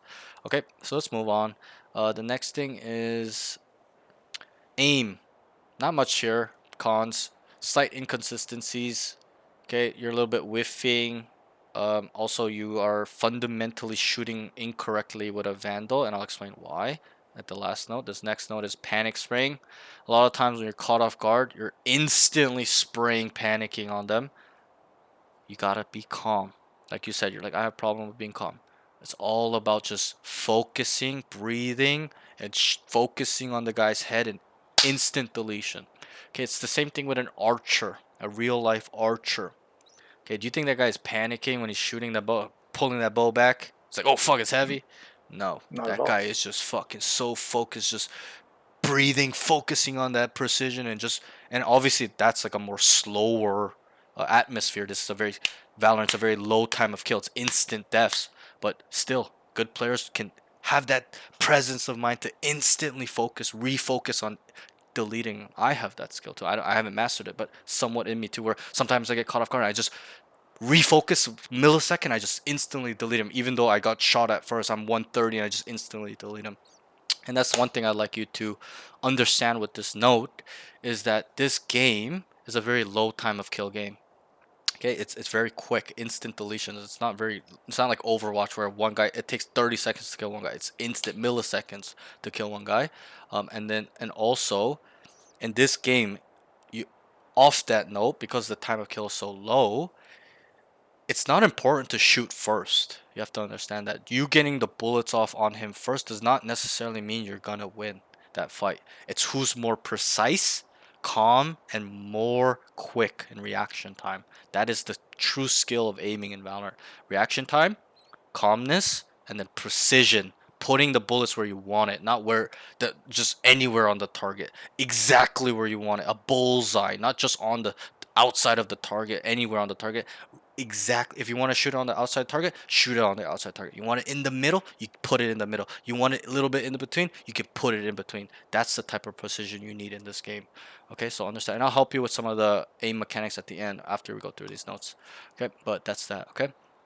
Next note is this is why you're having a big problem with kind of like aim a little bit, is because fundamentally, is Vandal a spraying weapon? No. It's not. What No. type of weapon is it fundamentally? Do you know? More of a ranged weapon, I would say. I Kind think of the missing the ball. Phantom's more for I'll tell you. spraying. Vandal is a tapping gun, right? A one tap, two shot burst, right? That's more of that. It's all about one tapping with a Vandal. It's not about spraying. And I noticed with your game, you literally sprayed almost every time. 90-80% of the time, you're spraying with a Vandal. If you're a sprayer type player like me, like I'm a 5 shot burst, heavy spray transfer type player, you go with the Phantom. If you're a precision based, super one tappy, elite precision player, stick with the Vandal. And I'll touch on this now. Vandal has a very high skill ceiling. Phantom has a very low one. And there's reasons, because Vandal has a first shot inaccuracy, Phantom does not. So you got to be really precise with Vandal. You got to instantly delete people. You cannot have any downtime with the Vandal. It's got to be boom, they're dead, no whiffing. Phantom, different story. You can also have that instant deletion with the Phantom. Obviously, it falls off at range. It goes to 140. It's not an instant headshot, but it's way more versatile. More bullets, faster fire rate. You can spray transfer with it. You can reset very quickly. You can spray, stuff like that. So understand that the gun you're using may not necessarily match your style of fighting. So you gotta kind of weigh the pros and cons and stick with which gun you want. I'm a Phantom player, so obviously I was a Vandal player as at 1.2, but I'm mainly a Phantom guy. That's me. Everybody's different. So that's that with your aim. Any questions on this aim section? That's No, it for okay. Let's that move on. makes sense. Utility usage. Smoke placements need work. Timing isn't bad. Can you kind of understand what this means? Can you try to explain what this means? What I mean by this? Smoke placements In are terms of good, timing, but the as in timings are like bad. the process, rotation, when you execute a site, like especially with Clove, like your smokes last like nothing. Maybe like Yeah. knowing when to place them, Right. but I So just don't do a great job of where to place them. yes, good. So the placement where you're putting it is I'm gonna be brutally honest, it's a little bit bad. Okay, it's kind of horrible. But the timing, I like the timing. Like they're going in and they're throwing it in. It's a very good. That's Very rare. You'll be surprised how many people don't know when to throw them down. So you got the hard part down, which is knowing when to put it down. You just got the easy side, which is knowing where to put it. And I'll help you when these rounds go through. I'll help you right now too, but real quick. But on A, you're throwing your smokes here. You can see my screen, right? Yeah. You're throwing the smokes here, right? A lot on A. You gotta throw it here. No Because it peeking. cuts off all of this. Look. Right? Like, well, it's gonna be a little bit tighter. Well, I forgot you're on close, No so this isn't peeking. full play. But, you know, it's somewhat decent enough. Okay, but, Yeah. you know, this one isn't the best because Dropping a smoke. they can play right here. And then, you know, they could just peek out and kill you, so it's a little bit bad. But, and I would also recommend you don't play Clove on Icebox. I'd rather you play Brim, but, or Omen. Not even Omen. It's more of a Brim or Viper type a map or like a harbor, but Clove is a little bit harder. But that's that. So the placement need a little bit of work. We'll go through this when the round comes. Well, it's more important then. Okay, so let's move on. The next thing is needs to use decay more. I'll ask a question, not to see if you're stupid, just to open up your mind. So how many times did you use decay this game? I barely used it. I'm gonna be really honest. It's close to like 1 or 0. I think you almost didn't use it at all when I think about it. Okay, obviously the VOD's there so we can reconfirm how many times, but it's close to 1 to almost 0. Okay, use this, bro. This is a fucking really good tool. Okay, why? On defense, it's also a deterrent. Have one of It's a these. stall. You can make them start backing up if you hit them. Even if you don't hit them, they're not gonna run into it, right? Would you run into a decay? Probably not. No, no, So no. this can be a positional tool, as in stopping them to come in, stalling them to come in, or even also on the retake to clear corners and then just Have clear one of angle these. really quick and start peeking out this stuff like that. Obviously, I'm running into it because I'm explaining it very fast, but stuff like, you know, even here, just over here, you know, the guy sits here, just jump out, fucking right click, he's dead. 1 shot, he's dead. 2 shots on a vandal. So classic might be pretty much dead on 2 clicks too. I'm pretty sure that's how it works. They get really low HP. That's just know that, and it also burns time for, because they have to wait it out. Okay, so use this on attack. Same thing. Defensively, you can use it to stall. Attack, you can use it to help stall as well. As in, you know their backside, you push it. He's not gonna stand there. He's gonna start backing up that way, right? It makes sense logically. So then you have the space, and he's gotta make a decision to reclaim the space and fight, or just completely give it up because you guys are already up off that decay, stuff like that. So it's an aggression tool as well, clearing corner tool as well. Not a clearing corner tool, but like helps you fight tool as well. Okay, I shouldn't say clearing because it doesn't clear anything, but it helps. Like, you know, you can just come and just tap him, he's dead, right? So that's that. Okay, it somewhat helps clearing. So I would like you to use this. Not once every 24 rounds. Use it 24 rounds. Throw it into fucking air is better than what you're doing. You're just holding on to just fucking throw it in the corner and just start playing the game. It's better than what you're doing. Okay, obviously that's an over exaggeration joke, but I would like you to have some value with it, and that's how you have to think about utility. It needs to add value to not yourself but the team. Okay? So understand that. Use this more. Have one of Okay? these. And it's so cheap. You're gonna die, you're gonna get money. Buy it. Use it and buy it every round. Okay, even if you just waste it. Alright. Next note. Could also use heal to gain movement speed bonus. How many times did you use heal this game? Decent amount of times. I feel like I do use it. Yep, you did use it, but still, you only used it like 5 times. 6 times. It's not enough. Use it all the time. Okay, me personally, when I play Clove, even when I get a kill, you know, a lot of people will be like, oh, why would I heal when I get the first kill? I'm full HP. What's the point? There's a point. I get a almost double movement speed bonus. It affects my swing speed, in which the rate I can swing, it makes it quicker. It's harder for them to hit me when I'm swinging out with a movement speed bonus. Okay, so understand, even when you get a kill in your full HP, use it. And start using that to scale hard, being aggressive, right? So, you know, it's only a few seconds, but still, use it to your advantage in that way. All right, any questions on your utility usage? No, I think that was really helpful because I just didn't really consider those as much. Yep. And it's important that you do, because And this game is a little bit different from Counter-Strike. I don't know if you play Counter-Strike. This game was literally ripped off Counter-Strike, but in this game, there's a lot of utility that can be used for your advantage to gain an edge. And this is what you got to start thinking about as a Valorant player, is to gain edge as a player. Even if it's a 2% edge, 5% edge, if you have that edge in the long run, you will win more fights, rounds, games. Okay, and that's what it takes to being a good player, is finding edge wherever you get. It all adds up. Okay, think about you're from America, right? I'm assuming. Yeah. Think about the NFL. What separates Tom Brady from like a third string, second string quarterback? Tell me, in terms of edge, how much do you think the percentage is? Very large. It's not. That's what a lot of No. people think. They think it's like, oh, Tom Brady's 50% better. No. There's only like 300, 400 NFL players.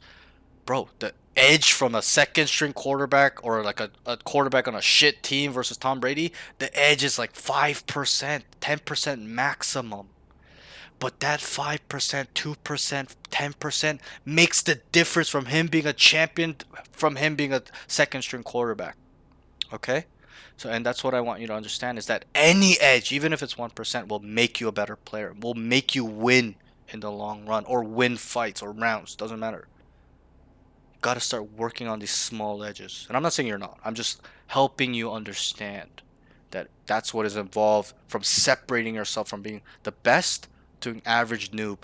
Okay, and obviously I don't want any of my students to be an average noob. I teach all my students to be a high level player, even if they're bronze, iron, does not matter. I teach them all the traits, skills, edge work that I thought about when I was in my peak in episode 6, Immortal 3, shitting on Radiant player, low Immortal Radiant players. Okay, it's all about edge at that level, even at this level. And obviously, at your level, the edge difference is much greater because the skill discrepancy is huge. And iron to your level, how big is the edge percentage? It's probably like a Tiny. 100% increase in edge.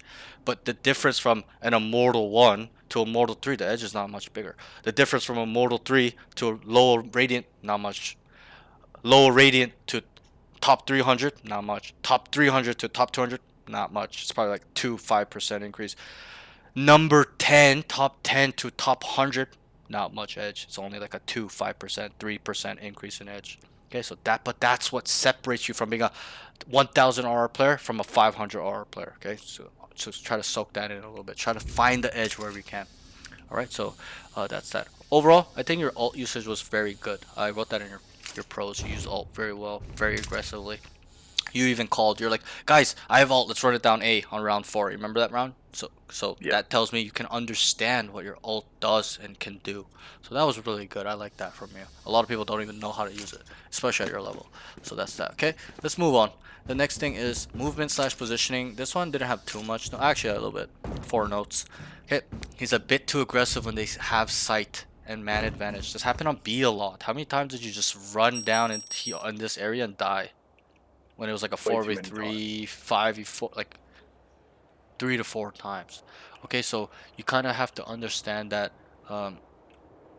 you gotta, like you said, you're like, my situational awareness is a little bit lacking. I can kind of see that. So you have to understand that, sorry, one second. You have to understand that you gotta read the room a little bit better.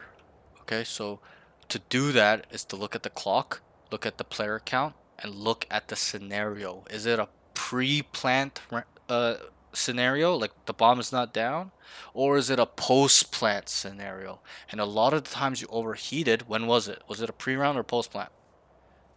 Like post plant. Post-plant, and that's the problem. You gotta understand that this is an objective game as an attacking team. Do we need to kill everybody to win the round? Obviously, that's a bonus. Do we need to? Mm-mm. No. What do we need to do? What's our goal? Main goal as an attacker on this game, in this game. Do you know? Plant the spike, get it to blow up. And get it to blow up. Do you know how Stall them long it enough. takes the spike for it to blow up? 45 seconds. 45 seconds. Great. I'm very impressed that you know that. 90% of students don't even know. Do you know how long it takes to defuse the spike? 8 seconds. 7. So if it's 7 seconds to defuse and 45 seconds for it to explode, quick maths, all we have to do is what? Burn 38 seconds seconds. plus 1 millisecond, we win the game. Win the round, not the game. Sorry, the round. Sorry, the round. Right. So now that I get you to see it in a different lens, you gotta use it in a different lens. Bomb is down, 5v3, don't need to throw. There's value, there's pressure in itself of you being up. You have to understand that. A lot of people don't. They think, oh, I have to add value by going to get a kill. No. All you have to do is sit in the corner and wait for these guys to run out. What does the defense have to do if we have to just get the bomb to explode? Very simple. I mean, they gotta defuse it, but Right. you're gonna stop them. So But for them to defuse, are they just gonna run on the Right bomb and start here. defusing the bomb? no, they gotta get you first. They gotta get us first. Good. You're a smart guy. They gotta kill us first. They gotta deduct where they are. So if you're adding pressure by just sitting in a corner waiting for the bomb to explode, how much value is that to your team? It's a lot. A lot, because we can just sit here, yellow. Guys, they're about to come out, and they gotta look for you. But if you're out here, you've done the job for them. They know where you are now. So that's why I would like you to understand that there's value, there's pressure in itself on staying up, being unknown, and as Valorant players, we like to call it, at least at the high level, we say tuck. Guys, stay tuck, tuck, tuck, tuck, tuck. I'm sure you've heard that. Stay tuck, tuck, tuck, tuck, tuck, tuck, guys, tuck. Don't show. Chill, chill. Peek off me, peek off me. Play off the one guy that has contact first. I'm sure you heard that too, right? So understand that. Okay. Any questions on this? No, it makes perfect sense. Good. Okay. We'll move on. The next thing is needs to take space on defense way more. This is gonna be another lengthy thing. I'm sorry. Also, if you don't have a lot, like if you really have to go in within an hour, let me know. We can kind of just hold off, but and maybe save it for another day if you really need to. But if you have time, it's gonna be a little. I'm gonna be honest. It's gonna be a little bit lengthy because this is No, I have time. how all my I sessions was, go. I Okay, was great. just under the impression that taking space as a controller Mhm. when a team's moving around so much isn't because it puts you at risk of you dying. Sure. And if they lose me, Yeah. like if I feel like the odds of trading, like if they lose me, Yep. then I can't potentially smoke on the other Right. side. So I think that's more of like a Yeah, duelist job, at least in my eyes. So I can agree with some of the things you say. Makes sense to me logically. I'm a controller, so me taking space is not a good idea. But let me put it into this lens for you, because you're only looking on one side. What if it's the lens where we know exactly where they are? We know there's 3 B main. Exactly. Nobody else here. It's 5v3. We know they're all right here on this ping. Is there risk with taking space down mid? No, you just pinch them. Right. We can contain them.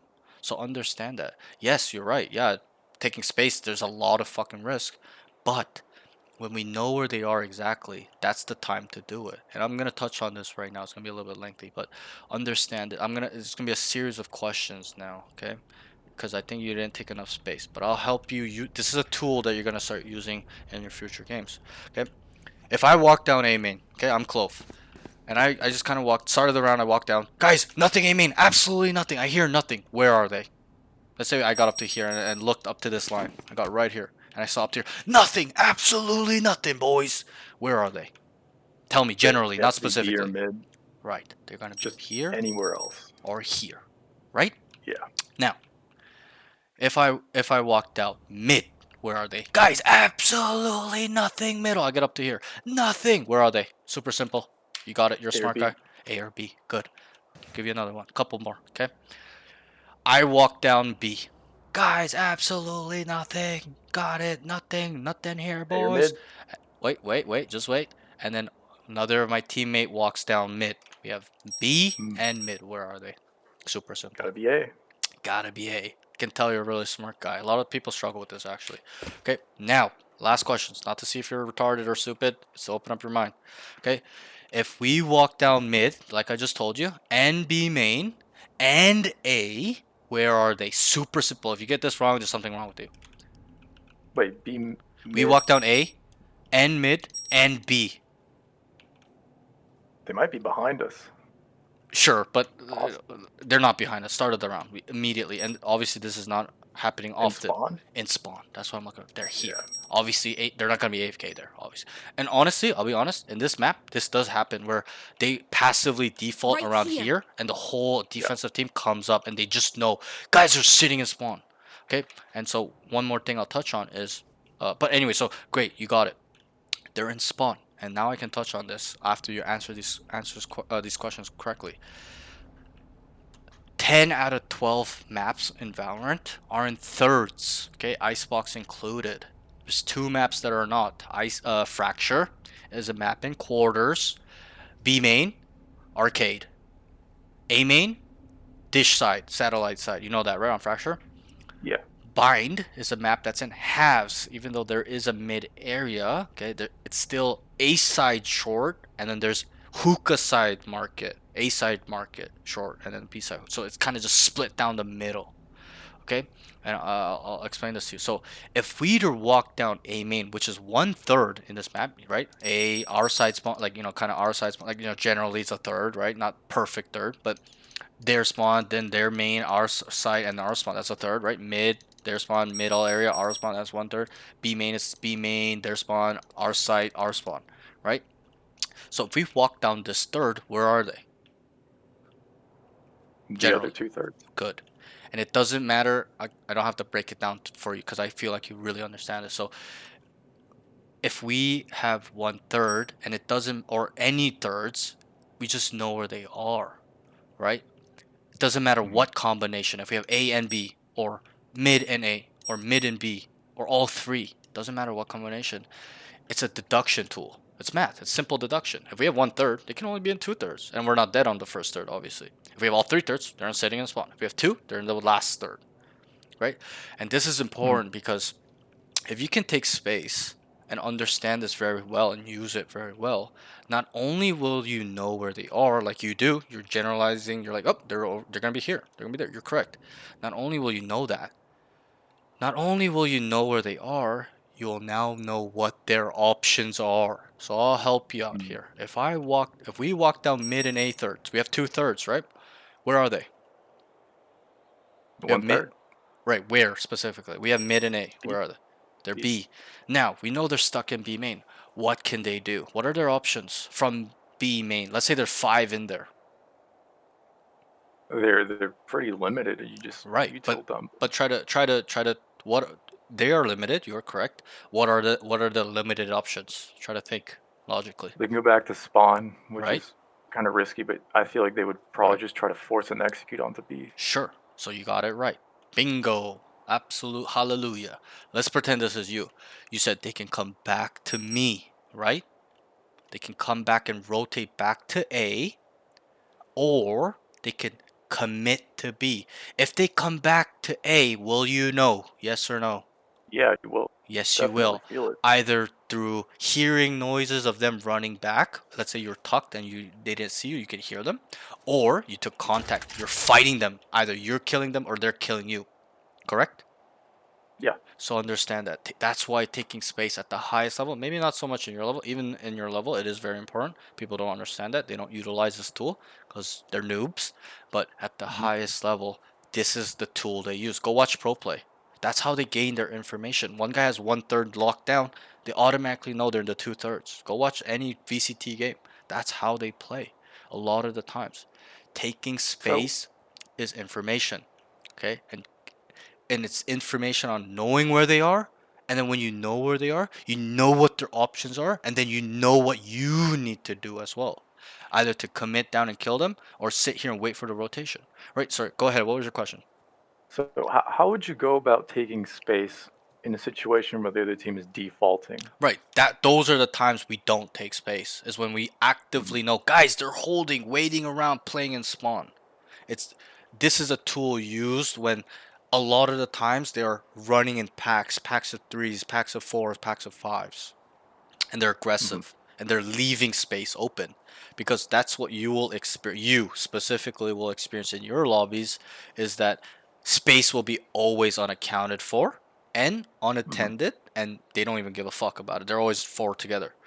Think about your game. How many times were you guys together on attack? Four or five?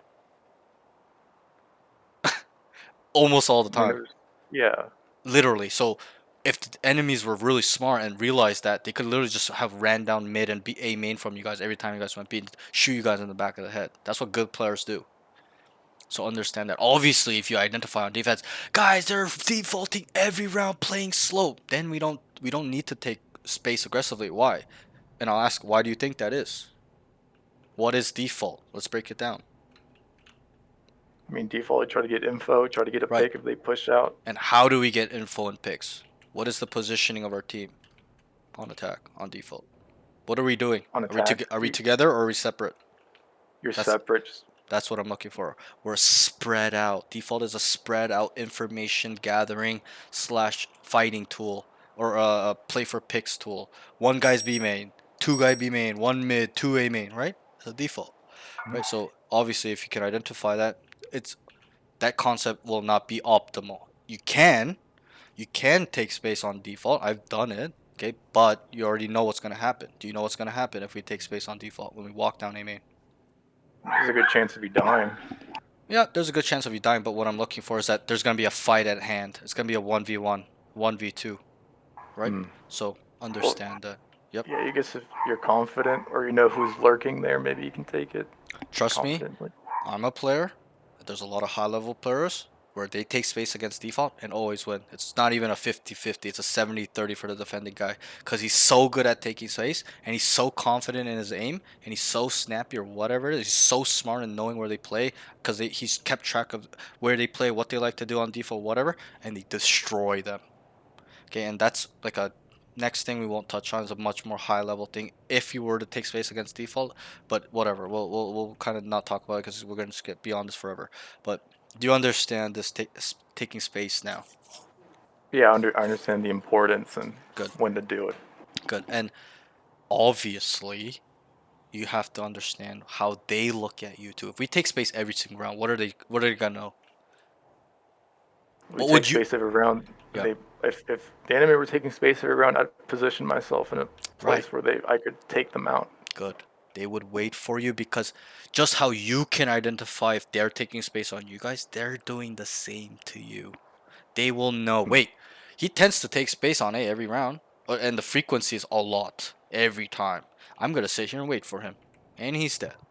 Okay, and this is a little bit more advanced too. Understanding how they think of you and your team is much more advanced. Okay, but this is needed to think like that as well. But yeah. Okay. Let's move on. This is a very, very, very important. This is just as important as, um, the identification protocol because the identification protocol will actually help us take space all the time if we can identify correctly. That's why they kind of go hand in hand. And also, if you're a good enough player, aware enough player, a sensitive type player, you can now tell your teammates to take space like I do. I'll be mid. I'm like, yo, there's 3, 4 B main guys. They're going B. I'll immediately tell the guy, A guy, yo, take space A, bro. They're not there. I know it. Just start flanking them. Go, go, go. We'll hold it down. You don't know how many times I win rounds like that, or they might not even commit. I told them to commit, but they don't commit and they just contain. I'm like, great. We just know they're stuck B, guys. Play patiently. Gotta wait for them to come back or rotate, and our teammates got them, and we'll have information if they're going back, obviously, right? Does that make sense? Yeah, So, that makes sense. this is a very important tool. Like you need to master this, and I'm gonna be honest. I've had this in so many VODs, bro. My students don't. Doesn't matter what rank they are, even Ascendant or Mortal guys, same thing. They don't know how to take space. They're uncomfortable, and obviously there's a lot of involved with taking space. They're scared, uncertain, worried about the risk or the whatever. But Hmm. I just tell them one time in the session, I'm like, go, take space here. I don't give a fuck if you die. Obviously, because I've identified that they can. But I go, if you die or not, I don't give a fuck. Take the space. They take the space. It works out. They see it worked. They win the round off it. What do you think happens after that one round? I mean, the game can change. Like the enemy might start playing They differently. do it all the time without me telling it. They get confident a little bit. They go, Mm. ooh, this is crazy. I never even knew I could do this. Their mind opens up. They go, what the fuck? This is crazy tool. And so that's what I would like you to do. Obviously, I can't force you right now because we're not playing, but what you need to do is force yourself to do it. I don't care if you die or not. Try. Because a lot of the times in your elo, if you do it properly, they're dead. You're going to kill 3 people shooting them back of the head. Okay? So Gotcha. try and then develop it. You're gonna see once. Obviously, it might be unlucky where the first 5 times it doesn't work. But let's say it starts working because you gain that experience. You learn from the mistakes the past times you got it wrong. it's gonna work, and you're gonna see how powerful this tool is. You know how many times in this VODs with my students, I'm like, yo, bro, like, do it, and they do it. I'm like, look, what happened? And they're like, holy fuck, this is the craziest shit ever. I can't believe it. This is even a part of the game. They don't even know. Okay, so that's that. Let's move on. Do you understand this? Yeah, I get that. Good. Let's move on then. Okay. So we were on. Yep. So we're almost done. So the next note is think he could start mid side more to be able to smoke B for his teammates. So we won't touch on this too crazy. Obviously, you started A lot of times on defense. I think I would like you to start more here side, here, kitchen side, Yeah. boiler side, here side, orange side, just in this general area, so that way you can help smoke both sides. Obviously, you want to be in a position where you can be perfectly smoking both sides. That would probably be kitchen. For Clove, because Clove has a shorter range of throwing smokes down than Brim and Omen and Harbor and Viper and shit like that. But um, that's that. Okay, so I would like you to lean more towards mid, so you can easily smoke and rotate quicker and manage and stuff like that. Right? Because you always started here, and how many times? Wait, did I mute myself? Oops, I muted myself. Sorry. How many times did you start on A and you try to? They went B and you try to smoke for them, but it's late. You're like running with your smoke a couple of times, right? So Yeah. put yourself in a position where you're ready, not where you have to react. That's the noob way of playing anything. Reaction, base level. Be proactive. Get ahead. Think ahead. Be ahead. Okay. Let's move on. Next note is. Sorry, let me scroll this down a little bit. He's also dying first a bit too much on defense. I think I like that you're aggressive. I can respect that. I think that's a very good trait to have. A fearlessness in you. I love it. Okay, a lot of people are too timid. They're too passive. They're too scared to die. But I'm sure you understand you're gonna die anyways. Might as well make use of it, right? But I think you're dying first way too much. Okay, this is a problem. I don't mind you being aggressive and dying anywhere later, but not first, especially on smokes. Okay, and you understand why. So Yeah. and smokes. Clove is a little bit of a hybrid smokes player where she ends up being a very aggressive, run it down type first smokes agent. It's very different from other smokes agents, but still understand that dying first is the worst thing you can do. Okay, getting first bloods is the best thing you can do, and you already know why. I'll touch on it quickly. Yeah. It's because we gain in man advantage, and if we die first, it's very bad because we give the man advantage. It becomes 4v5 instead of us making it 5v4. So one thing I want to say is if you're going to make these aggressive, run it down aggressive lines, make sure you're good for 1 and getting out, or you're good for 2 and dying. Okay, I'll touch on this now. Who benefits in a trade 1-for-1? Attackers or the defenders? I'd say attackers have the benefit. Good. You're a smart dude. Very logical. The attackers gain an advantage for a 1-for-1 trade when it turns 4v4, 3v3, whatever the 1-for-1 trade is. Okay, it doesn't matter which agent. Well, agents maybe can change that a little bit. That's more advanced, but generally, 1-for-1, attacker sided. So what does that mean as a defender? How many do we have to get if we're gonna die to make it an advantage to us? If they're gonna kill us anyways, Well, 2. Well, so you can good. get the man Right, advantage. exactly. Good. Now you're thinking 2. So if you're gonna die, you need to get 2. 1-for-1 is no They good. get traded. Traded, sort of. Right.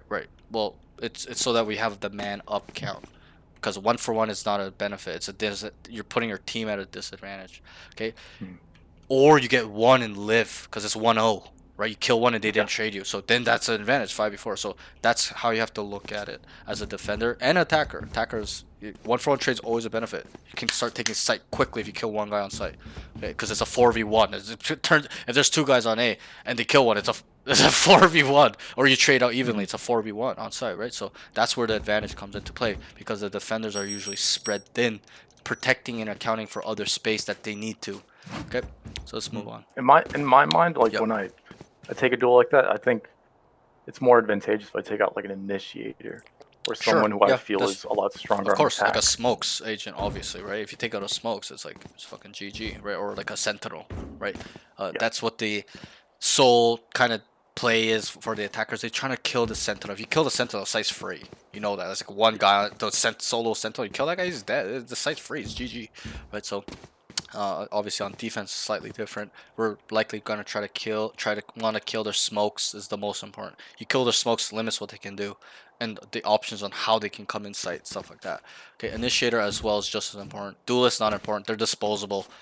Killing a duelist is not as important as killing a smoke or initiator, because that's the roles to create space and take fights and die anyway. So, right, so it's not as important. They don't weigh as heavy as the other heavy utility agents. Okay, let's move on. We're getting a little bit sidetracked. I get a bad habit of it, but it's because I'm trying to break these down fully for you to understand. That's why I take a long time with these general notes so that you can understand these concepts.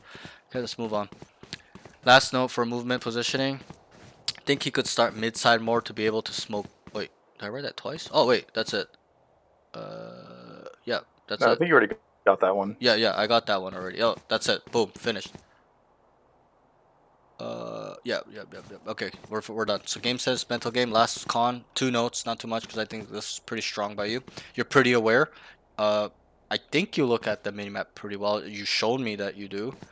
So that's that. A lot of students, I can tell when they're not looking at the minimap because they're unaware. Those that are aware, I know are looking at the minimap and keeping track of directional audio and their own POV surroundings. Okay. But I wrote. We touched on this already. We'll skim past this. Needs to use the identification protocol. You had to identify in round 17 that they are heavy lurking, rotating a lot.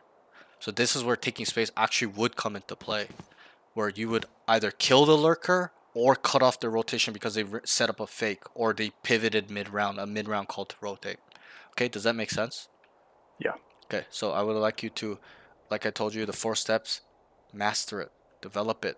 Even if you want to tweak it yourself, I don't care. You can do it. I don't mind. It's not. This is not my thing to claim. This thought process has been around thousands of years.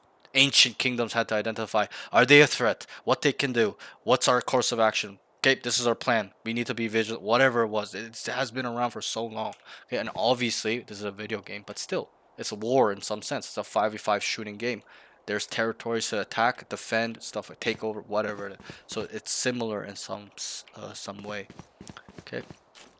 So use your identification protocol, and there's gonna be a lot of times where they aren't changing it, and that's fine. All you have to do is just keep track on if it's the same or not. If it's the same, great. That's it. We can try.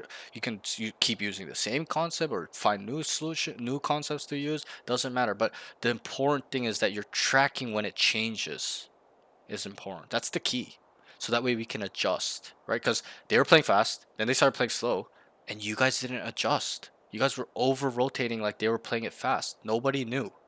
But you had to just make that simple communication, that simple identification, and rationalize with your team. Guys, they're switched it up. Let's start hard anchoring now, waiting for them to lurk and run these fakes. And you would have shit on them and took over the game, not with your aim, but your mind. And that's the type of coach I am. I focus less so much on mechanics and specific mechanic fundamentals. I'm more of a game sense coach because I'm a player that developed game sense over mechanics throughout all my career of playing at a high level. I was a very high level thinker in the games. When I was a StarCraft 2 pro, I developed the meta for I was a Zerg player. I developed the meta for Zerg. I did the Ling, Baneling, Infestor comp. I'm the one that kind of created it. I didn't claim it, but I made it popular and ranked in the ladder, as they call it, because I was a top 200 player. I use it. You know Destiny? You know the podcaster Heard of that Destiny? game. No, not the game. You know the content creator Destiny, the guy with the blue hair, the liberal guy?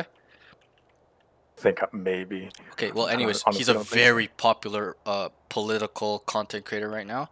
Very huge. Okay, he's a liberal guy, but he used to be a pro. In soccer. And anyways, it's a short story. But I should just use like I should shit on this guy with all this strategy all the time. But anyways, not the crazy. But I'm just kind of just trying to tell you that game sense is very important over mechanics. It's about controlling the game with their mind rather than just the action of killing them. You can kill them all by just knowing what they're gonna do and being ready for that as a team, right? So set them Yeah. up in that way by thinking and being ahead, identify, process, find solutions, and then apply. Make sure it's gonna work. Or if it doesn't work, you literally dig deep and figure out why it didn't work. It was too predictable. This guy was in the wrong position. This was the boom boom, and then you work on it, get creative, and build upon that, and build and strengthen that skill of using this whole protocol. Okay, let's move on. The next note is needs to account for space better. Understand they are lurking hard on them. Team keeps over rotating. So there's a part of that. You had to account for space. You had to tell your team, guys, we're lurking. Sit, wait, walk down. Let's take space so we know. Because what happened? Did you guys ever take space as a team? No. No. And why that's a problem is they can do whatever they want. They can run around like this 10 times in a row, and you guys are just rotating through spawn, going back and forth, back and forth. If one guy just went, I'm gonna take space down A, and then controlled all of A, we automatically would know, oh, they're all B main because we just cleared mid, nothing mid. And then if they come back, this guy would just kill three people, and you guys would win the round, win the game. And obviously, you have to do that lots of times, right? Because they're gonna adjust to that too. So I would like you to think about these things. Okay, let's go to your pros. That's it for all the notes. Do you have any questions so far? I know it's quite lengthy. I know I was yapping a lot. This is usually how my sessions go. No, I think that makes a lot of sense to me. Cool. Okay, we'll move on. These will be going by really quick. We won't break these down because they're pros. If you're doing something good, just keep working on it, get better. That's it. Comms feeds info pretty well. He's specific and detailed. You're pretty good at being like one there, one here. But let's take it a notch up, a level up. Let's not only call how many, let's call agent. who, because it's important. This is a very you may not understand this now, but this will come into play when you're an immortal high level player. This attention to detail. If we see the smoke player on B and there's 3 on A, are they going A? Think about No, that they're for a gonna go second. B. Yeah, There's they're a smoke player trying with to. them, unless they can smoke across the map. Right. maybe. How are they gonna take A with no smokes? Does that make sense logically? Yeah. No, it doesn't. No, Like, they it can't. makes no fucking sense, right? So that's why you need to have this high attention to detail. I don't know if you have. Everyone's different. Some people cannot pick up on these details. Some are very good at it, and it's also a skill. It's not, there's some genetics involved, but it's mostly a skill to develop. But it's important to know who is where. It's very important. Okay, so that's that. The next thing, and on top of that, I think you can also incorporate communications where it's not definitive. Guys, they could be here. They could do this to prepare them mentally for that option. Because at this level, they're not thinking on third step, third layer, fourth layer, fifth layer possibilities. They're just thinking, oh, they started B, they're gonna go B, guys, and that's end of story. Their mind goes blank. They don't think about they could rotate, they could do this, they could lurk back up, they could come behind. They don't think. So even if you just develop this by yourself or work on this a little bit, you will separate yourself in this elo because you do it and they don't. Think about that a little bit, right? It's edge. So start developing these things are teaching you. These are very important stuff. Okay. The next note is aim can delete. I think this was very good. I think there are moments in time where you can instantly delete. But what do you think I tell my students? I've said this a lot. What do you think I want from them in terms of deletion? Sometimes or all the time? I want it all the time. No questions, no excuses, no nada. Instant deletion every single time. Okay, get that consistent. We'll work on some aim stuff at the end. Okay, so keep just a little food for thought. Keep that in your mind a little bit. Think about that. I'll touch on this now. When I was in my peak, and if you go to all my social media accounts in my bio, it says one thing. It says headshots give me dopamine. How good does it make you feel when you instantly delete 4 people in a row? That's great. Feels amazing. Better than sex sometimes, no? You're just like, fuck. Right? Obviously, Better that's a than joke. drugs. Yeah. Right. That's obviously we're joking around. This is probably not the case, but you know, yeah. but you know, you get my point. There's a lot of dopamine involved, and when I was in my prime, I used to tell myself, if it's not a headshot, I don't consider it a kill. I was that hard on myself in my prime, and I'm kind of glad I did that because now I instantly delete people without even thinking about headshots. I just do it. It's become a habit. It's become life. And so that's what I want you to think about too. Headshot, need to delete, need to delete, need to delete. Right now, this is what you need to develop and think. Deletion, deletion, deletion, deletion every time you take a fight. Okay? And hold yourself accountable. If you're whiffing, say, that was a shitty fight by me. I gotta delete him next time instantly. No questions, no excuses. It's on me to do it. And obviously, you gotta train yourself to get to that level, but it starts with the mind first. Understand that. Okay? You gotta know that that is necessary. It is mandatory first, and then your subconscious mind will help you get to that level where it's always that way. Okay, so a lot of mind stuff involved. Okay, so next level stuff, but this is Immortal 3 stuff. This is stuff I did in Immortal 3, so if you can soak the stuff You can beat Immortal 3 too. Okay, the next thing. Utility. Understands his ult, can make him very aggressive. I really like that call in round 4 where you're like, guys, I have ult, let's run it down A. That to me shows you have a lot of awareness on understanding how your ult works. Okay, so that was very good in terms of the pro. Okay, let's move on. Movement slash positioning. He's quite aggressive. Likes to find slash take action. I noticed with you. You like to go into the fire a little bit. You know, put your chest up, die or kill them. Doesn't matter. You're not scared. I like that. Build upon that. I'm not saying run down with your knife and do nothing, but build off that where you can have this gauge, this switch of controlling the aggression, knowing when to ape aggress, knowing when to tuck and play safe. Have this switch, have this valve that you can don't just because your default right now is always aggression, and that will backfire on you when the enemies can identify that against you and use it against you, right? Because if they know you're always scaling backside like you did on B 3 to 4 times, what are they gonna do at a higher level? Maybe not this Money level. accordingly. Play accordingly. They're gonna wait for you here. They're gonna think you're gonna do that, and maybe set up a trap some way, somehow, some way, somewhere with utility or people, whatever it is. Okay, people are very creative in this game, and that's the beauty of this game. But understand that. So it's really important that you yourself can be unpredictable. We'll touch on this later. Okay, but that's that. All right. Game sense slash mental game. Seems like he understands attacking concepts. Do you know your attacking concepts? We'll touch on this now. Do you know how? Not Do you know by how maybe just many? intuitively. Sure. Yeah, I probably would agree with that. Do you know how many there are? Yeah, like Generally. that, like ratios and stuff like that. Like there's 4 here, go there No, no, type of no, thing. not that type of attacking concepts. Set concepts that are used in day-to-day Valorant every single day. Whether you do it, me, Europe, APAC, does not matter. It's in Valorant every single minute, every single night. While we're talking right now, it's being used right now in somebody's game. What are the concepts on attack? Do you know? I don't think I'm familiar now. Okay, I'll just try to refresh your memory. You know some because you call the default. You know what default is, right? That's a Yeah. concept. That's an attacking concept. Default is not so much a defensive concept because you're not gonna. Well, it is. It's only a defensive concept when the attacking team is defaulting. Because if they're spread out thin, then we just have to be spread out thin and make sure they don't lurk up. Right? That makes sense. Mhm. But if Yeah. they're running it down, are we gonna default on defense? Probably not. We're gonna fast rotate No. to the side, right? So understand that.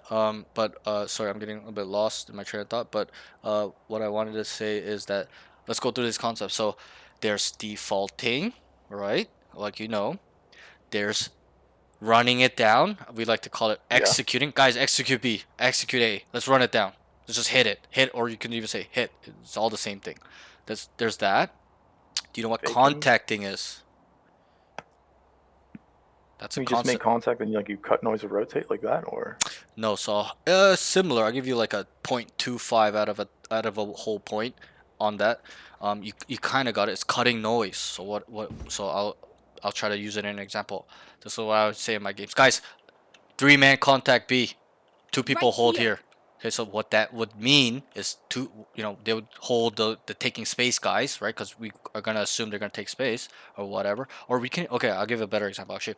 Guys, we're gonna fake A, 3-man contact up B. So 2 guys would sit here, a Sova and a Jet. They're gonna throw a dart and make a bunch of noise, get up here and fake, right? 2 people, right? It seems like they're taking A, right? And the 3 guys on B, they're contacting up. What that means is it's kind of in the name contact. Don't explode or make noise or do anything in terms of like getting like running down until they know or seen us off the contact. So what that would mean is 2 guys here, Jet Sova making noise, faking. 3 guys would just silently walk, clear their corners visually, and they just walk together until one guy has jump peeked and seen the 3, and then everybody starts running down, or until they fully know some way, like a dark scandal 3 or whatever the scenario is. It can't be too specific because there's a lot involved, but that's what that means. You can also I could give you a more basic example where it's, guys, let's 5-man contact up B, guys, cut noise. So what would happen is all 5 of us are here, right? We'd all shift walking together until we are seen or they know we're here, and we know that. We'd be walking. Let's say nobody saw us. They would walk. We would walk up to here, and then somebody, usually at this point, would be like, "Guys, get ready to explode. Get the smokes down. Are you guys ready?" And they would confirm, "You guys ready?" Team will be like, "Yes. Okay, let's go." And then they would throw the smoke. Everybody would start exploding out like crazy. Utility being dumped. I'm sure you've seen it in pro play, right? That they Yeah. use this concept a lot, where they walk up silently, walk up, and then they just wait, and then they just fucking explode out, and it's util just going crazy, and they take the site really fast, killing them, or they have a free site, whatever it is. Okay, it's usually a slight, how do I say it? Not a misdirection, but like a disguise kind of concept, like making like a sneaky. That's what I'm looking for, like very sneaky, right? Like they don't know we're here type concept. Sorry. So that's contacting. So we went through defaulting. What did we say? Execution, running it down, contacting, and then you wanted to say fake, right? A very simple. I'm sure anyone can understand what a fake is. Mhm. Fake A, go B, guys. We're gonna start A and B, and that's how you can use it in your language in Valor. Guys, we're gonna start A, we're gonna end B. You can even say fake. Guys, we're gonna run a fake. Start A and B. Start B and A. Start middle and A. Whatever. It doesn't matter what combination you want to use. Okay, and then on top of Yeah. the fakes, this is how pros use it. They make it more complicated, like I just did. Guys, fake A. Let's have a 3-man contact up B. Right? We're gonna fake A, but we're using the context concept to add a layer of disguise or sneakiness, so they can just walk up, and then the guys on B believe we're going A, and they start running off, and then the 3 contact guys are gonna hear them running. Yo, they're running off. They're running off. Come back in about 10 seconds. Keep making noise. Let us get on site. Right? So that's why it's very powerful to understand these concepts and to be creative. If you're really creative in this game, bro, the sky is the limit as an IGL. You can literally manipulate the enemies to doing and moving them where you want. It's super crazy. And that's something I do. I pride myself in that. Making sure I can move them where I want and ending up on a site for free. That's my specialty. If you watch any of my VODs with students or even me play, I do that 90% of the time. If I really want to try all the time and do it every run, I could.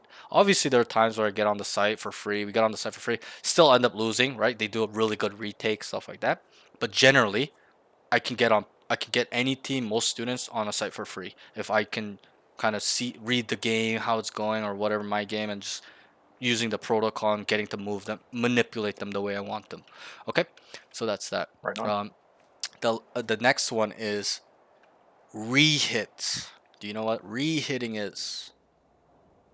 Yeah, it's like you go to the site, you go quiet, cut noise, and then Okay. a lot of the times I wait until I can audibly hear someone leaving, Sure. and then I can choose to rehit, or if I have some sort of info that they're elsewhere. Right. So I'll kind of clean up your definition a little bit. I think you got like a half point there out of 1.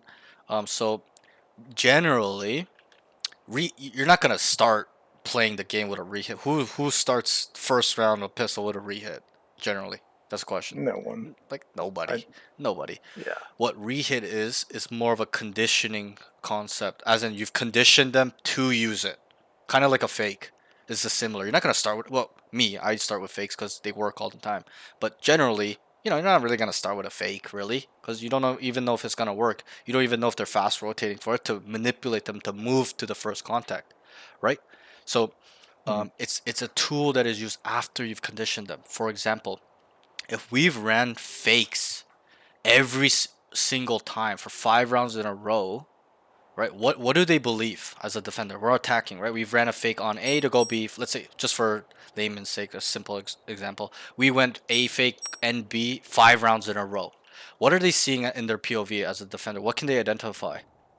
Well, they're gonna expect you to go B. They're gonna Right, almost like right, read you, and then right. that's when the So, rehit becomes so useful. let's say they're fed up. They're like, oh, we know it's a fake this round. So you guys take contact. They're like, no, it's gonna be B. It's gonna be B. So they start leaning B because they know it's a fake, but we've switched it. We have not called a fake this round. We called a rehit. So what we do is we make contact, right? They think it's a fake. Start A, go B. We're like boom, boom, boom, make noise, blah, blah, blah, blah, blah, and then we all run off. 4 of us run off. So what does that make them believe when we all run off after we made noise on A? So they made noise on that you're not there. Right, that we're rotating. We're leaving to B. Right? Does that make sense? but Yeah. it's a rehit, so we fake rotate off, but we're coming back. So what happens is they start here. We made a bunch of noise, right? They believe that it's A, but then we start running off. They're like, wait, it's a fake again. It's a fake again. What will happen to them? Where will they go? They'll go back to A.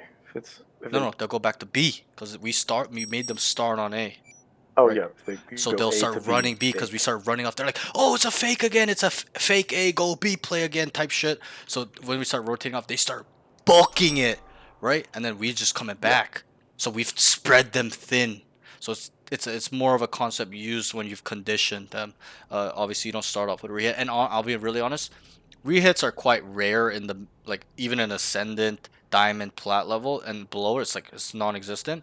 But once you get to like high ascendant immortal, it's used quite a bit. Okay, it's very strong because it's very it's a very one layer of thinking of in generally in the player pool of them being like, oh, they started A, but they're rotating, and then everybody starts running B, right? I'm sure you've Hmm. experienced that. Even did it in your Yeah. game, right? But at the higher levels, it's a little bit different where, um, you know, it kind of works out in their favor in that way, I because think it's because like it's everyone's expected to right. understand the game and think more. So I think Yeah, it mainly works with people who are like thinking. Yeah, thinking. yeah. You're not gonna be able to use this in plat and like, well, a little. Yeah, you could, but they won't probably listen. You're not going to be able to really fully capitalize on this concept until later, like Ascendant 3 plus. But this concept's more of like a 2, 3 layer thinking type play when a fake is a 1 layer, right? It's start A, go B, but a rehit is start A, fake the rotation B, and go back A. Right, so and most people are on that 1 layer thinking where it's like, oh wait, they started A, but they're not here anymore. They're rotating. They stop there. They don't think about that possibility of a rehit. You know what I'm trying to say? Mm. Everybody just starts full sprinting to B. It happened in your game, right? So, Yeah. but at the higher levels, they would understand this and be like, that is a possibility. I'm gonna stay. I'm gonna anchor. That's a defensive concept. Defensive concept, anchoring. Okay, but do you understand? Oh, sorry. So that's rehit. There's one more. It's called lurking or Yeah. inserting a lurk. You can kind of add it together. It's kind of the same thing. So you obviously know what lurking is, right? I'll touch Yeah. on Of this very course. briefly. Lurking is used not only to get behind enemy lines and cause chaos and have an element surprise, knife people in the back and shoot 3 people, kill one guy here, they're calling you're here, now you're over here killing another guy, they're calling you here, you drop down, you kill this guy in orange to cause chaos. It's not only for that as well, but it's also for information. If I lurk up mid, can I hear them rotating from B to A? From Yes. here? Can I hear them from rotating from A to B? You should be able to hear people. Like somewhat, like if it were up to here probably, right? Or even if I'm Yeah. sitting here, if you say I sit here a lot when I mid late lurk, I can hear them run from screens to boiler to go. So Hmm. those are the main reasons to lurk. And then on top of that, this is very advanced. You can also insert a lurk off using other concepts. Very advanced.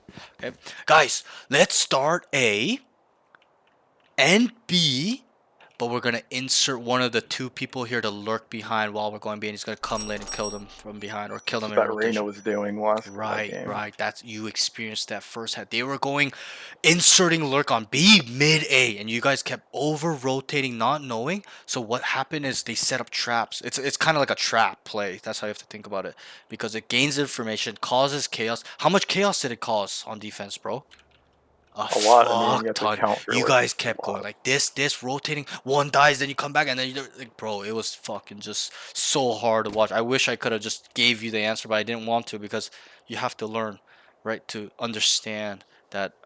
Well, now you know, right? So, but I didn't want to give you the answer because then you're not playing the game with by yourself, right? I'm just cheating for you. So, and that's sometimes what I do with my students. I just give them the answer immediately. They stop what the enemy's doing that's working against them, and they start winning the game. You don't know how many times I've done that on stream with students, more than 50 times. So, 50 sessions, and I in a session I'll do that like 10 times with them because we play 3 games. So I'm always engaged and I'm really locked in on their game. It's like I'm playing too. So I try to really give them the answers I'm identifying, stuff like that. Okay, but those are the like 6 concepts really. That's pretty much it. If I'm missing one, chat, let me know. But I'm pretty sure that's at the base level. That's it. And even in pro play, you have to understand. Pros use these 6 concepts. They use a fake, run it down, rehit, defaulting, contacting, inserting lurks, lurking. That's it. That's all they do. Go watch VCT in a attacking round. That's all they do, or that's all really the options. But what they do to make it look so advanced, complicated, or high attention to detail plans, or the plan is way better than the basic way of, like I told you. How do you think they make it like that? Very advanced, complicated, more layers of thoughts, different type of traps within the concepts. How do you think they make that like that off these basic concepts that we use to day?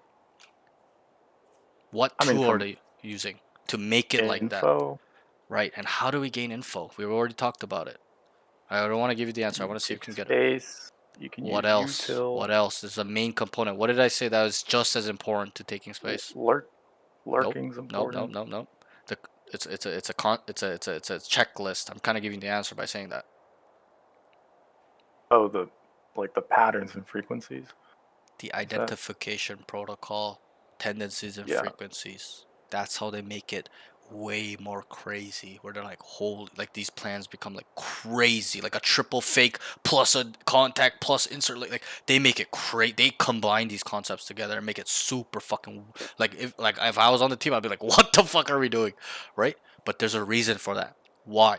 Because at the highest level, they're so fucking smart that the base level of these concepts won't work on them. There needs to be a third, fifth, fourth, sixth, seventh layer. Okay, that's why it's chess, right? It's the same thing in chess. Do you play chess? Yeah, I do. Right. And chess is the same thing. Are you thinking about the next move he's making or the 20th move he's making down 4 the line? moves, 5 moves Five ahead, moves, way ahead. 6 moves. This goes there. I'm not much of a chess player. A lot of my friends are high level chess players, but they always talk about it. I enjoy watching it. I enjoy playing it at a base level. I'm a noob. I don't know any theory or starting openings. I Mhm. joke around and make my own openings. I always call it the Korean opening. I just start pulling Yeah. random bullshit down, just random pieces, right? But it's like chess. That's how you have to think about it. So, you make these concepts how you want to. If you want them to work all the time, super detailed, super fucking crazy, you can. If you want it to never work, you can as well by never using them. But it's up to you. So I want you to develop your concept usage creativity, and to get it. I've said this a lot. To get better at this is to use them and and go wrong and make mistakes and learning from it. That's how I got really good.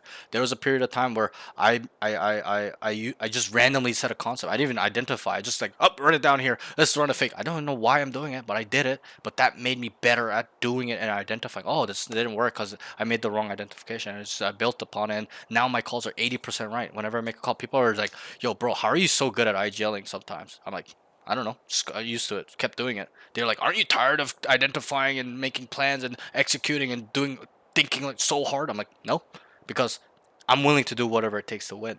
And you need to adopt that same mentality as well. Okay, so let's move on. I know we're getting really carried away, but that's that. I think it's really important that because this is a fundamental thing, right? I can't leave out the fundamental things of playing the game. And you specifically told me I have problems with attacking, then you got to really strap in with this note because this is the tool set, the 6 concepts is going to help you win rounds at 80% win rate. Think about that. Just using it at a Yeah. base level. And then you add the identification protocol on top of it. At your level, you should be winning every single round. Literally, no joke. Obviously, it's over exaggeration, but very close to always winning rounds off using the identification protocol and using these concepts in an advanced way or at least in some intermediate way, not a basic level of fake A and go away. Just, add a little bit more thought, attention to detail to it, make things make sense. Okay. Okay. And that's that. So that's that. Needs to uncheck. And then I wrote pros seems to know most callouts. Okay, good. Let's move on. I know I'm yapping a little bit. I'm sorry, but it's very important that you can fully understand. I'm a type of coach where I need them to fully understand. If you don't know, let me know. I will let you. I will help you understand. Okay, and that's why I'm very deep in this explanations. Okay, let's move on. Round one. I'm gonna start skimming through this a little bit. They go A. He throws down bad smokes on screens after smokes were decent. Oh, sorry. They go A. He throws down bad smokes on screens. Rafter smokes were decent in terms of placement.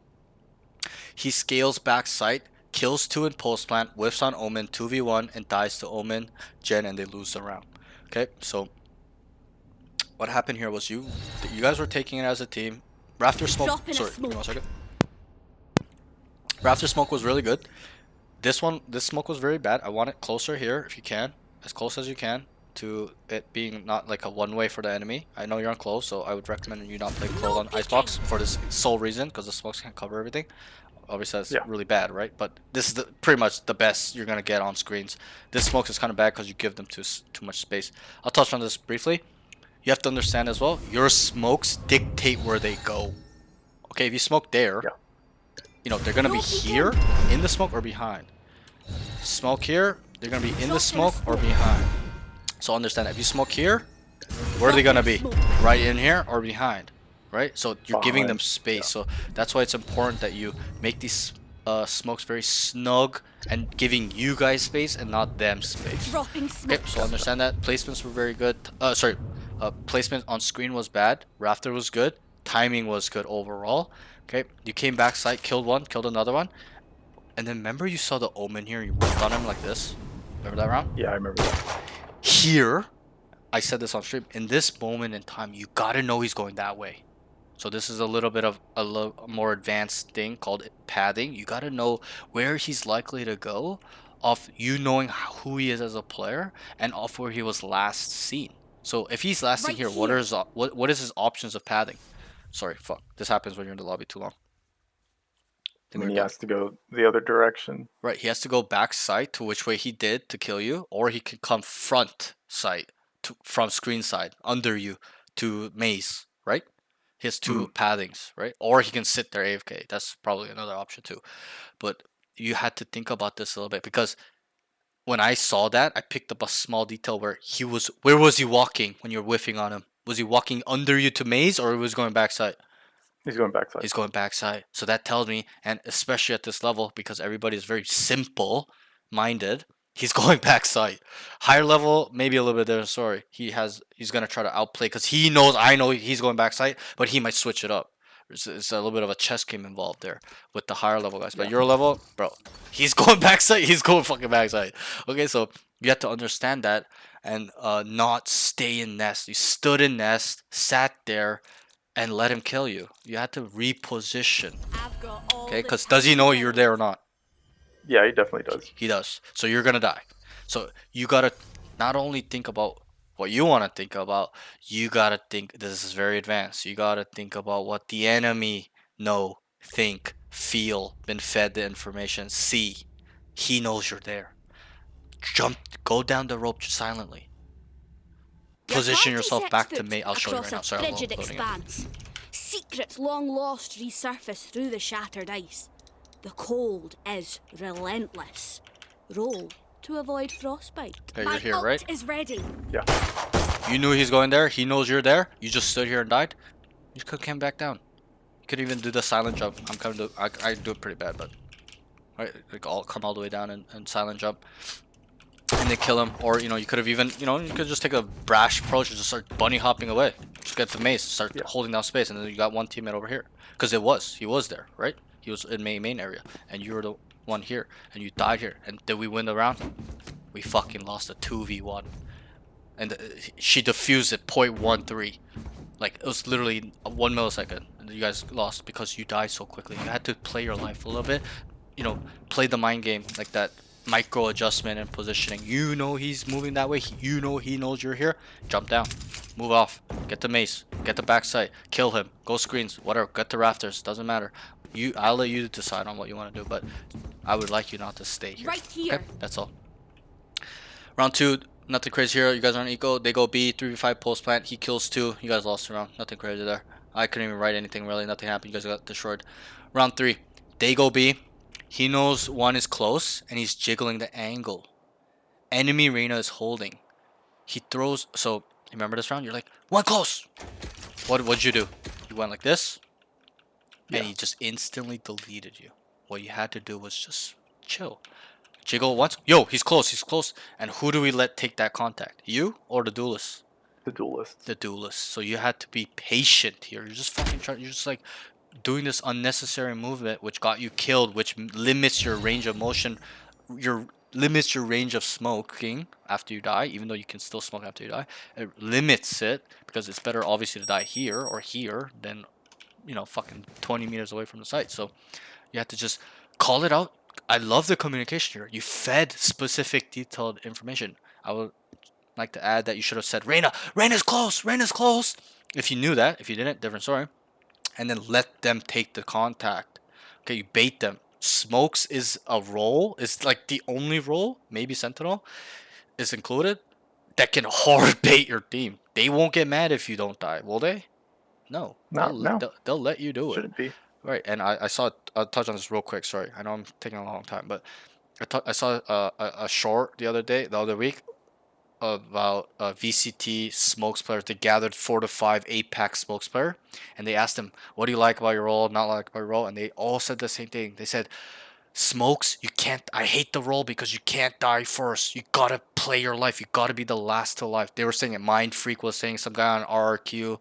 They were all saying the same thing. You gotta bait hard. They're saying it's boring. That's what they're saying. But so understand that you had to stay alive here, stay up, because there's some value in you being up. You can dump some utility, have a body up, stuff like that. Okay, but we'll move on. So that's that. And I wrote, is jiggling the angle enemy Reina's holding. You got one tapped. He throws smokes down even after dying, which was very good. I like that. And I wrote, placement is bad. Needs to be top sight and snowman because wall got right side / default. You smoked here. I don't remember where the other smoke was. I think it was snowman, but yeah, you smoked like here and like here. Dropping Okay. smokes. These are terrible smokes. Okay, why? What happens to the backside guy? Does he have full visibility on you guys running out? Yeah. Probably, right? What about top site? People coming from kitchen, which usually is the case a lot of times. They flood out from here. Will they see you? Yep. Yeah. And why I'm telling you not to smoke here? It's okay if there wasn't a wall. Even then, I think it's bad. It's still better though. But there's a wall there. But the smokes needed to be placed like this. Dropping smokes. We don't really care about backside in some shape or form. Okay, as in, do this smoke if you've No made a peeking. set play to completely take over this area, because they need visibility. Your team needs visibility, right? To coming, Yeah. you know, they're not gonna go through smoke. They're gonna die. So that's why if you're gonna do this smoke on this one, this smoke would be really good. I like this smoke. If you guys had a plan to take backside, then I'll be okay. Good smoke, but you guys didn't. So, and this is usually the very standard smokes. Obviously, you're Dropping close, so you smokes. can only have 2 smoke. Whoops. Like this. Gotta cover Dropping this area. smokes. So it's like this, okay? Because we don't really care. Especially when you have a Sage. She's gonna wall here. You guys are gonna plan and you're all playing off. There's no point in pushing backside because you have to understand the defenders have an advantage in this angle. You obviously know why. It's very easy for them to kill you running up. Right? It's a very tight angle. So for attackers, it's a hard angle to clear. They got a fully wide swing all the way around, right? So defenders usually have an advantage here. Obviously, it's a crucial piece of real estate. If attackers take over this site, the backside is GG usually for the defenders. Okay, but that's how I'd like you to place your smokes. Okay, any questions on this round? Oh no, that back smoke. I would place it there just because I didn't want like people who are like already back there to be able to get on site as like kind of mobility. Okay. I think that's what I was thinking. Wait. Who? The defenders to get backside? Yeah, defenders. I mean, they're gonna be backside regardless, whether you like that or not, because they're gonna come to kitchen and drop down, right? Mhm. So, which is usually the case. I'm not saying all the time, but generally when they're rotating fast to B, they're coming through kitchen, and then they come drop down here, and then some people are coming snowman, right? So, or you know, they come through orange a lot too. So, yeah, they're gonna be backside whether you like it or not. So that's why you gotta have smokes ready for. We just assume they're backside. That's how you have to look at it. They're backside already, guys. And Dropping a what smoke. happens when we throw these smokes down? Are they gonna walk out the smoke while you guys are taking the site? No. Probably not. And that's kind of what I said is your smokes dictate where they go a little bit. So you can kind of think about that. But this smoke would be much better because if there's a guy here trying to make a play, he's covered. He can't do it until he comes out and everybody's holding his dead, right? But if he's here, if this smoke is here, you're only Dropping a limiting the snowman guy, right? Only the snowman guy can't really see. But the backside guy can see. He can literally wrap and kill everybody. So that's the problem. Because this site backside is very heavily high risk, high resistance usually. Okay. Even with the solo player on B starts here and he sees 5 and gets scared and backs up, he might go to yellow. But a lot of the time, do you know where he goes? Right here. Backside area. Anywhere here. This is his third home. His real home. He's going to lock it down from here. Okay, it's kind of a little bit, every site's a little bit different. But this site specifically. Okay? Any I see. questions? No, no questions. Okay. And again, I'm not saying this smoke is terrible. This one is the worst one. This one isn't bad as long as you guys are scaling into backside. But if you're not, put it here so that way nobody just dies. This guy just jiggle peeking and killing everybody. Okay, let's move on. Round 4 calls that he has ult. Can aggro down A. They run down A and he doesn't smoke screens off. So when he pushes top nest, he just dies. When he ults, he needs to come back to teammates and then run back instead of standing in the same spot. So you guys ran it down A with your ult. Great, I love it. You came left, which is not really the optimal pathing. A lot of the times they go this way because we got to clear gen, dice, and now we have all backside, right? And then we can kill people if they're over here. Obviously, it's split too. Sometimes two people swing this way, and one guy go this way to hold rafters, stuff like that, whatever. But what happened here was, I'm pretty sure you didn't throw smoke here. And then you came top side, and remember how you trying to kill the Sage full stun? And the guy just shot you from screens. It's too open. I think what happened was maybe you threw it too early, but I was kind of getting a little distracted in this round, but I just thought you just didn't put it down. But did you put it down screens? I know. I probably put a smoke there. That's what I usually do. Yeah, but okay, it's fine. You could see on the VOD if that is the case, but yeah, I would like you to kind of the important note here is your ult. You ulted and what did you do? You stood here, like around this area, and you just died, re-died. What you had to do was pop your ult, come back to your team, and there's a reason to it. Why? It's because what happens when you pop ult and there's enemies near that ult? What do? Do they run away They're from gonna it? chase Or, you. yeah, that's what I'm looking for. They chase you. So you're baiting for your team. They're gonna chase you, and they're gonna fall into a trap where 3 of your teammates are just here and they just kill everybody trying to chase you and kill you. And you may even get an assist somehow, some way, and live, or turn around, kill one too, and live and respawn. So that's what I do. And a lot of times when I'm in the position where I'm not Clove, I tell my Clove, come to me. After he's popped his ult, I know people are chasing him, and I just start gunning everybody down because he's baited for me. But obviously I have to come with that comp. But yeah, so understand that. I would like you to come back to your team, bait for them, so that they can make a play at least. Or even if they don't chase, you're not instantly dead. Right, and then you can come back out, and that's why I roll. Come to your team, let it pop. If they didn't bait it or they didn't chase you, it's fine. Then you start running back down with your ult, no fear, because you're gonna die anyways, right? So it's a little bit of a reset there in terms of your ult. Okay, any questions on this round? No questions. Good, let's move on. Very short round, round 5. They went B and got collided. Remember how you peeked B main and you got collided, Yeah. and then you died, and then nothing really happened. You guys got shitted on, pretty sure. Round 6, they go A, and the smokes went down a bit too fast. He gets a kill on site and kills flanker. Round 6, they go A. Yep, so I remember this round. You guys were going A. The timing in this round was bad. You just threw it way too early. As soon as you guys came out here, you just went. Just immediately. Dropping smokes. Wait until Right you guys here. are here or about to execute. You could even just sit here and wait around. Right, like you guys are playing it slow and ask them. Call for smokes. You guys ready for the smokes? They're like, no. Okay. Let me know when you're ready. And just have them ready. Just sit here like this. However, whichever smoke you want to do. Right, it's a little bit of communication involved. And that's why controller is a little bit of a harder role, because you gotta set the team up and be on the same page with the team. You can't just randomly throw them down. And if you are, you gotta tell them, guys, smokes are down. We only have a limited amount of time to do something. So it gives them a sense of urgency. But you threw the smokes early, right? And then, Yeah. as you guys were coming in the site, the smokes were fading. And Clove is one of the agents where the smokes don't last long. Smoke agents that the smokes don't last as long. Brim is the longest, I believe, something like that. Yeah. Okay, so then when it comes to Clove, you gotta make sure the timing is impeccable with Clove. You gotta make sure they're going down as soon as they're about to take that fight. Like they come down here, start clearing all this stuff, they're coming out, and like right here is when you start smoking them before they peek. Right here, the timing is more important with Clove. Okay, so understand that. Let's move on. I think the timing was just slightly off in this round. And then you got 2 good kills. You got a kill on site, came back, killed a flanker. You're like, flank, killed him. Really good job. The guy coming down right under here. So that's that. Okay, any questions on this round? No. Good. Let's move on. Round 7, they go. Let's kind of skim through these because I know it's been quite long. I know, I'm sorry. They go B. He calls 1 yellow. It's 4v5 into 4v3. Wait. Yep, so it's 4v5. And I like your comms when you went B. You kept going, one yellow, one yellow. It's a very crucial piece of information. They can play accordingly off that. But it was a 4v5. It turns into a 4v3. You guys have sight, they have sight. He smokes snowman and right side default. Would like him to smoke top side. Also doesn't need to push backside. So the same thing kind of happened here. He smoked snowman and right side default. Yep, so I'm pretty sure he smoked like this again. No peeking. Drop in a smoke. And then, so wait, did I read this note already?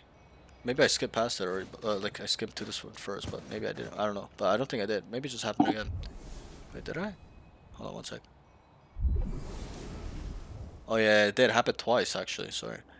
So yeah, oh. So yeah, so like I touched on in this note, in this game, like you to just smoke topside and snowman. End of story. Because you guys also have a wall. If you don't have a wall, maybe different, but still. Even then, when I'm brim, I smoke here, Right here. here, and here. Right When I'm here. brim, because I have 3 smokes. When you're clove, you're gonna have to smoke here and here, and just hope that nobody peeks out, and people are gonna hold from yellow, and somebody just sticks them on, and we hold the smoke together. Right? Make sense? So that's how I like to smoke A. What did I write here? Also doesn't need a push back side, so yeah, you ended up pushing back side as well. It was a little bit too aggro, and I believe you died and lost this round. I could be wrong, but I'm pretty sure that's what happened.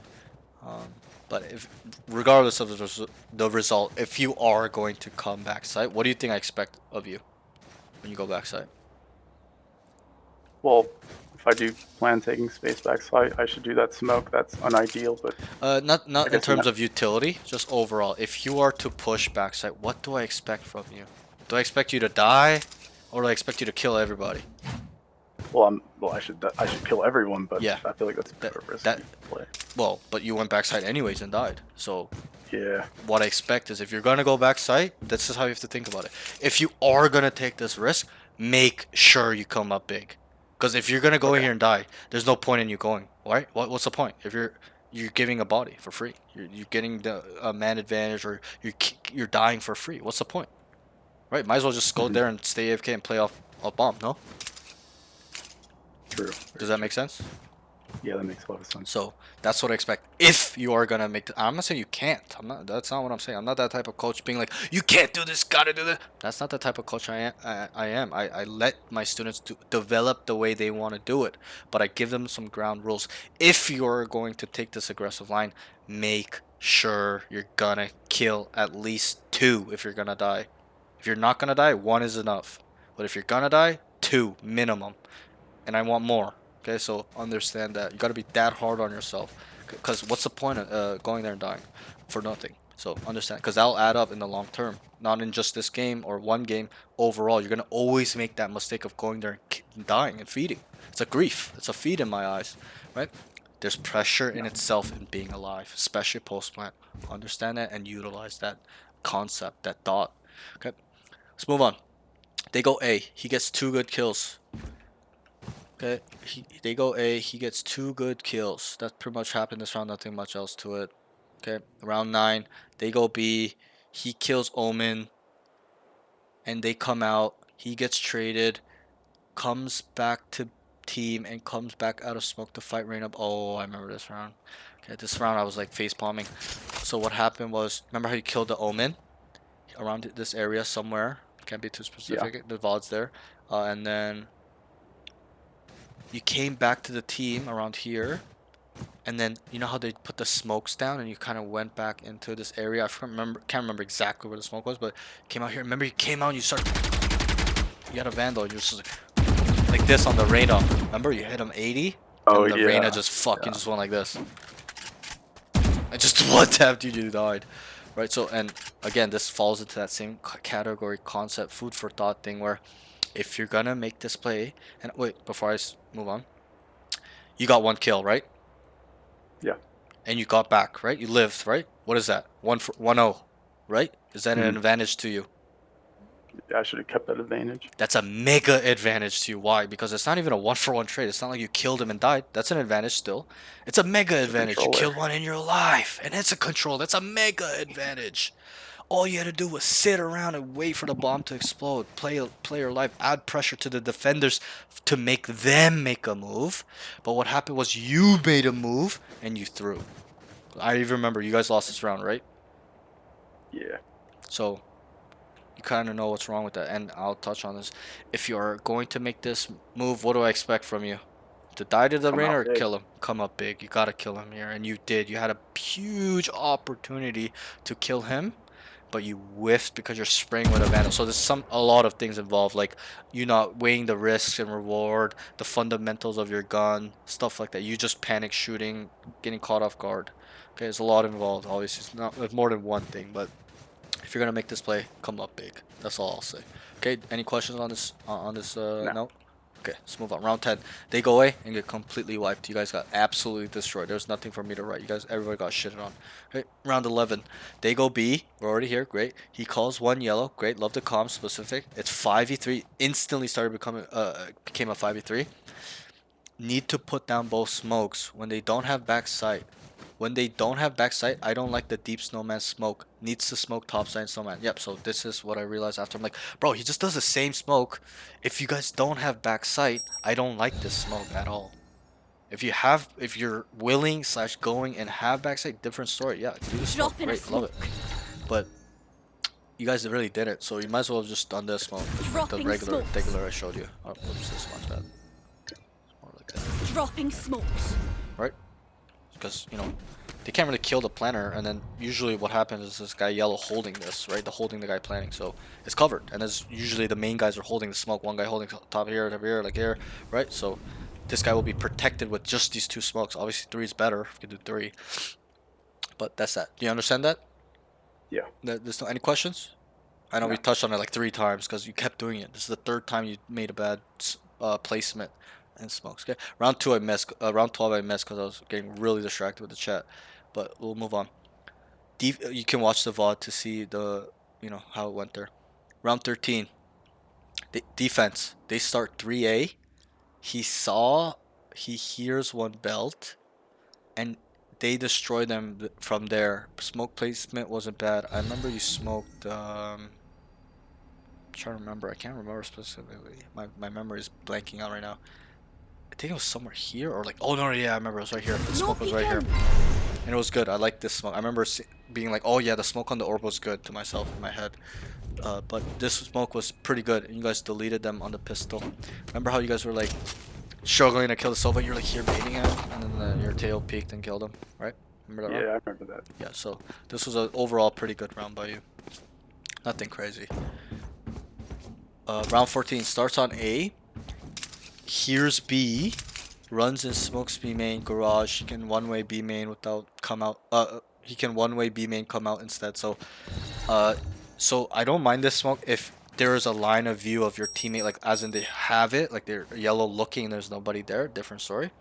But Yeah. if there isn't, they're running out, which they were. They all died here. They were fighting here. You should have thrown this smoke for them. Do you know that smoke? Dropping So a one smoke. way. Yeah. One way. So that way he can just kind of be like here, like hold an off angle, and then they have a really hard time this way, or somebody can be even over here like this, whatever. Okay, honestly, I'm gonna be honest. With Clove, it's pretty bad. Brim is a little bit better, but that's that. So I would like you to do a one-way Right smoke. here. There's more optimal / more creative / can help your team set up your teammates. Okay. Any questions? No. Okay, round 15. Some of these rounds start getting really thick now. They start 3A. He calls, doesn't see anything. Phoenix makes it a 5v3 on B. He gets 2 kills. One of his teammates dies mid. They know one tube, and they trade it out. Becomes 2v2. He kills the deadlock in kitchen. They know Sova going B, and he gets baited by the Sova plant and loses 1v1. Remember how like you guys ended up here? You ended up killing. I think you killed 2 actually this Oh round, yeah. right? And then, you killed 1 here, and then you came back up 2. And remember how you killed the deadlock right here? Just deleted him. Yeah. And then it was 2v2. Oh, sorry. It was 1v2. It was 2v2 turned into 1v2. You killed him because the Sova killed the Phoenix. From main, and then you killed the deadlock. It's 1v1. Then, you know how your teammates were like, B, they even typed it. They were like, B. And then you saw the dart coming. So you confirmed it's B. What happened was the Silva planted, and you immediately went to walk up, but he was off, and I'm gonna be honest, you could have killed him. You should have killed him, even with this fake. But what I like to do at my lobbies, maybe not so much your lobbies. My lobby's a little bit different because they fake a lot. I will just wait until it's fully planted because I know they're baiting or trying to get me to peek. So I just wait. I wait. I wait. Now it's down. Then I start going. But you just kind of it tapped and you just start going and he kind of that's why he tapped. The trap kind of worked. He wanted you to peek out off first tap, and it worked, and he killed you, right? Obviously, you still had a chance to kill him until you hit him 117. I remember, but yeah, it was a little bit whiffy that fight. You instantly crouch. You kind of were stationary as well. You could have added a movement, seeing him here, and then just start swinging a little water. You just kind of went, and then he just just kills you easily, right? Because he does have to make an adjustment to where he's holding. Any questions on this note? No. Okay, and so we can kind of in this moment in time just learn for future references. Just be patient, right? Because we can go back to our fundamental of knowledge. How long does it take for it to explode? 45 seconds. Did the bomb just get planted? Yes or no? Yeah. Or is it even down? It's no, it was fake. It's not even down. And let's say it was down. A lot of time to play with. You got 38 seconds, really. 30 seconds around there to kind of 35 seconds if you may. Well, it takes a couple seconds to get back on the bomb, right? But you could have just played it very patiently, and this is something the high level players do. They play these scenarios very, very, very slow. Have you ever seen Radiant streams or a pro player where like, what the fuck is he doing? Why does Moine just swing him? He's just like right? Have you seen those moments of time in like the 1v1 situations? Because they know the very common general thing to do is just immediately swing, immediately fight. They're thinking 10 layers ahead that they're trying to big brain chess play on the chess moment. Just know that he's gonna either push or then he kind of feels that okay, he hasn't pushed for 10 seconds, okay, probably not gonna push. Then they start deducting and whatever, etc., etc. Okay, does that make sense? That makes sense. Okay, let's move on. Round 16. He knows some mid, kills Reyna too, and then he wants to re-clear kitchen. He wants to re-clear kitchen and dies to Sage. Huge whiff. I'm actually having a hard time remembering this round because I'm yapping too much. But he knows some mid. Oh, I remember this. And he wants to re-clear I know the kitchen. stage was like on the very edge, and I just missed. You killed Arena walking up here. I remember, right? You killed him. Do you remember where you went? I don't remember where we went. I sure wrote that. Where did you kill? Where was the Sage? She was all the way up against like the sink. Here? Right here. And, yeah, like around here. And where did she And kill you? Here or here? To the right. Here? Yeah, so I came in from okay. spawn. So you killed the Reyna, and then you came to spawn like this, right? Yeah. Ah, yes, and then the Sage was here, and then you were fighting with her, and then she died, and she killed you. You whiffed quite big there. Okay, nothing crazy of a round, honestly. I think you played it pretty well. I think you could have managed the risk a little bit more, like being vigilant, being like, oh, Reyna's up too. Probably likely there's gonna be maybe, or just assume. Oh, could be one more, like impossibilities. Could be, and then you reclear. Oh, nothing there. Now I know nothing, right? So that's usually my thought process. Is usually I assume, then I find out if it's 100% definitive, 100% real, like it's there or not. And I confirm. Okay. Any questions on this note? No questions. Okay. Round 17. Enemy go B. He can't throw a good smoke because he's too far. Because you're on A. The team then gets lurked on by Deadlock and he gets ulted and dies. Needs to understand at this point they're slow playing / lurky. So in this moment in time, you have to take a step back as soon as the round starts or once you die and being like, wait, this Deadlock is a lurker. He tends to lurk. He likes to lurk. And I'll help you with some human psychology, basic human psychology, okay? We are creatures of habit. If he lurks one time, what are the possibilities he's going to do it again? Especially if it worked. Way more. Very likely, okay? Because he knows, oh, it worked. I'm going to do it again because it worked. We're creatures of habit, so understand that you gotta, and this is like a life skill. It's not just a Valorant thing. You gotta really get reads on people to be a very, very, very, very, very like high level thinker in life. Okay, because people are very shady. I'm sure you experience it. They're very fake, right? But behind closed, they're upfront smoozing, they're laughing, they're showing you that they're a good person, but behind closed, they're a piece of shit. So this is that skill. So you gotta know here that he's a lurker and he's not only Will is capable of doing it, he probably will do it again off him doing it one time and it working. If it didn't work, different story. But if it worked, you can bet it. He's gonna do it somewhere down the line, at least, if not all the time.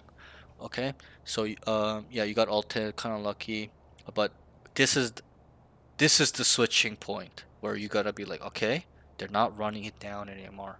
They're starting to play slow slash lurk, inserting lurks on us because they know. I know that they know we're rotating quick because they believe that we know that they're running it down. I know it's a lot of like a chain of thoughts there, but um, that's how I think. I think on fucking different layers, both perspective, their perspective, my perspective, and stuff like that. Anyways, it's a lot very complicated. But you understand that note? Anything to ask on this note? No. Okay, so this is where we start, and this isn't where we should have started the protocol, but this is where we should have already had past stored information, which was, oh, they're running it down, they're just kind of hitting it, and then being like, guys, they're starting to play slow, they're lurking now, and then change it, guys, stop rotating, anchor hard, they're lurking. You know what I do in my games? It's on all my streams, a lot of the VODs I play. They start lurking, I literally start typing, yo, in all chat, I'll say deadlock is perma lurking mid, guys. Hold hard anchor. I play a psychology game on them, right? Because think about that. If you were lurking and somebody said that in chat, yo, this guy's Ricardo is just fucking lurking, perma lurking. Hold him, guys. Wait for him in all chat. What would you feel in your mind? Would you be scared or Man, I'd be a happy? little insecure. Right, you'd be like, whoa, you'd be a little freaked out. You're like, whoa, he kind of knows what I like to do, right? So that's what I do. It's a little bit more advanced stuff, a little bit different of a mind game because he has two options off that information when I call him out. Yo, deadlock's perma lurking, guys. Hard anchor. I even tell in all chat what we need to do. I say, hard anchor, don't let them lurk up in all chat. And he has two options. He can A, continue to lurk, okay? Or B, stop it. And obviously, I want him to stop. That's why I'm telling it to him like that in chat. Because I want him to believe I know what he's up to. Stop it before you die. It's like a little bit of like a mind game there, right? Even though I'm not. And there's a lot of times I don't even account for the lurk. But I know he's not going to do it because I called him out. So it's a little bit of like a trap there for him. It's a win-win for me.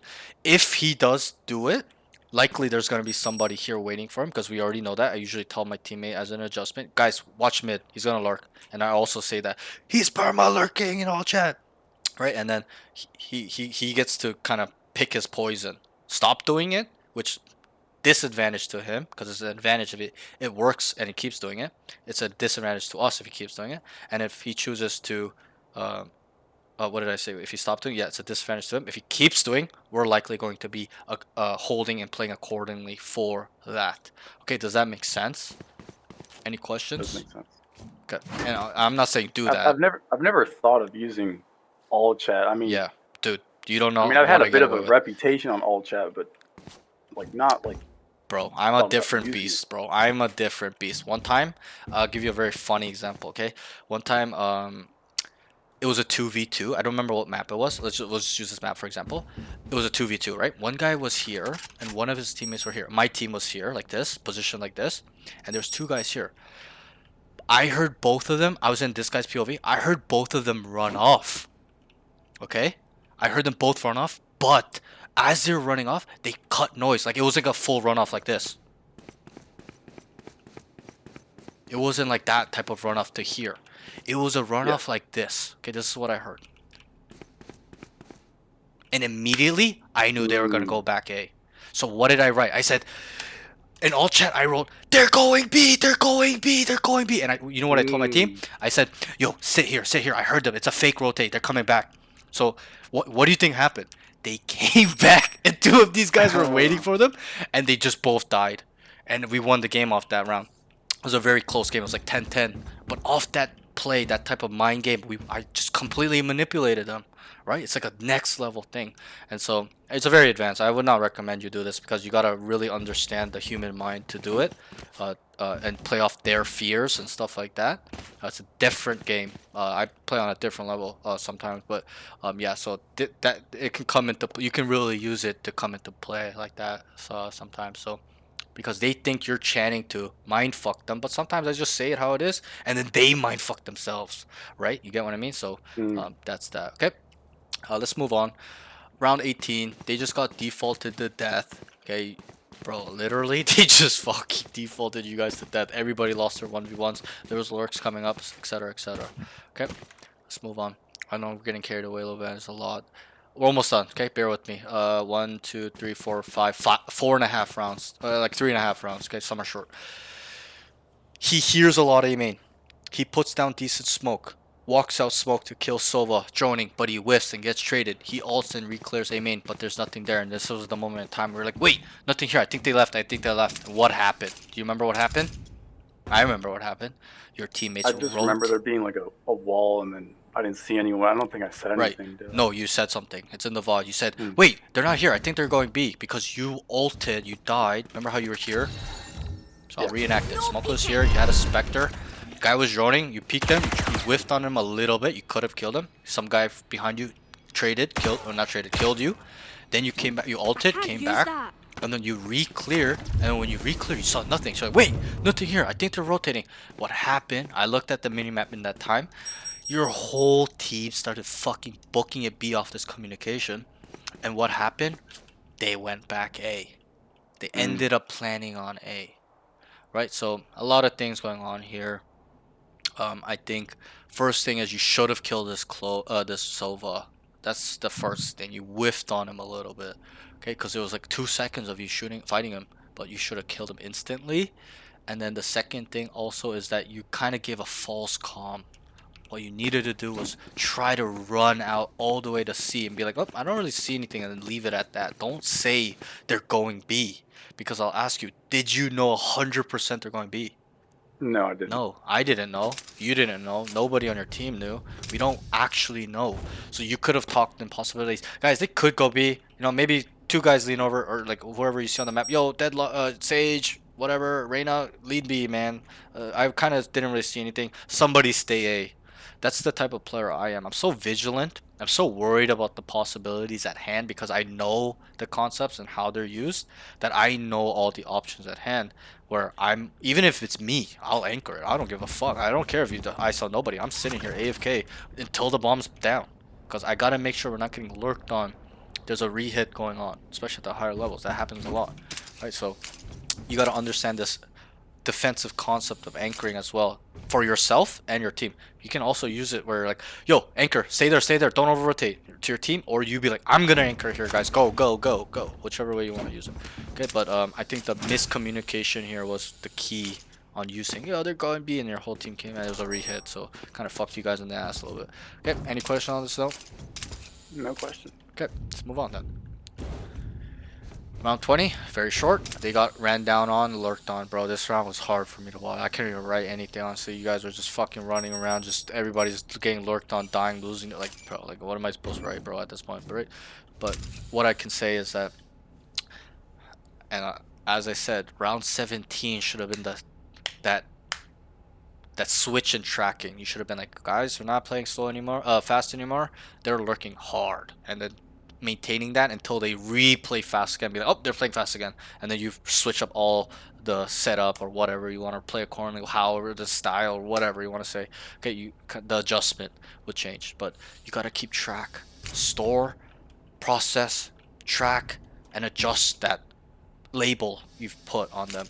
Being able to be flexible and being like, oh, now they're doing this. This guy has moved here now. Like moving pieces, it's like chess. Like knowing where they're going and what has changed or what the, you know what I mean? Like it's a lot to talk about. But do you understand that a little bit? Yeah, I get it. Yeah. Just I'm kind A of lot more layers. yapping a little bit, so I'm kind of getting tired. But that's that. That's kind of how I would like you to look at this moment in time. Even you had so many opportunities. Round 17, 18, 19, 20. They're being like, guys, they're lurking on us. Let's sit around, account for space, and play accordingly, and kill these fucking lurkers, and then take a retake together. 4v3, 5v4, 5v3, 4v2, whatever.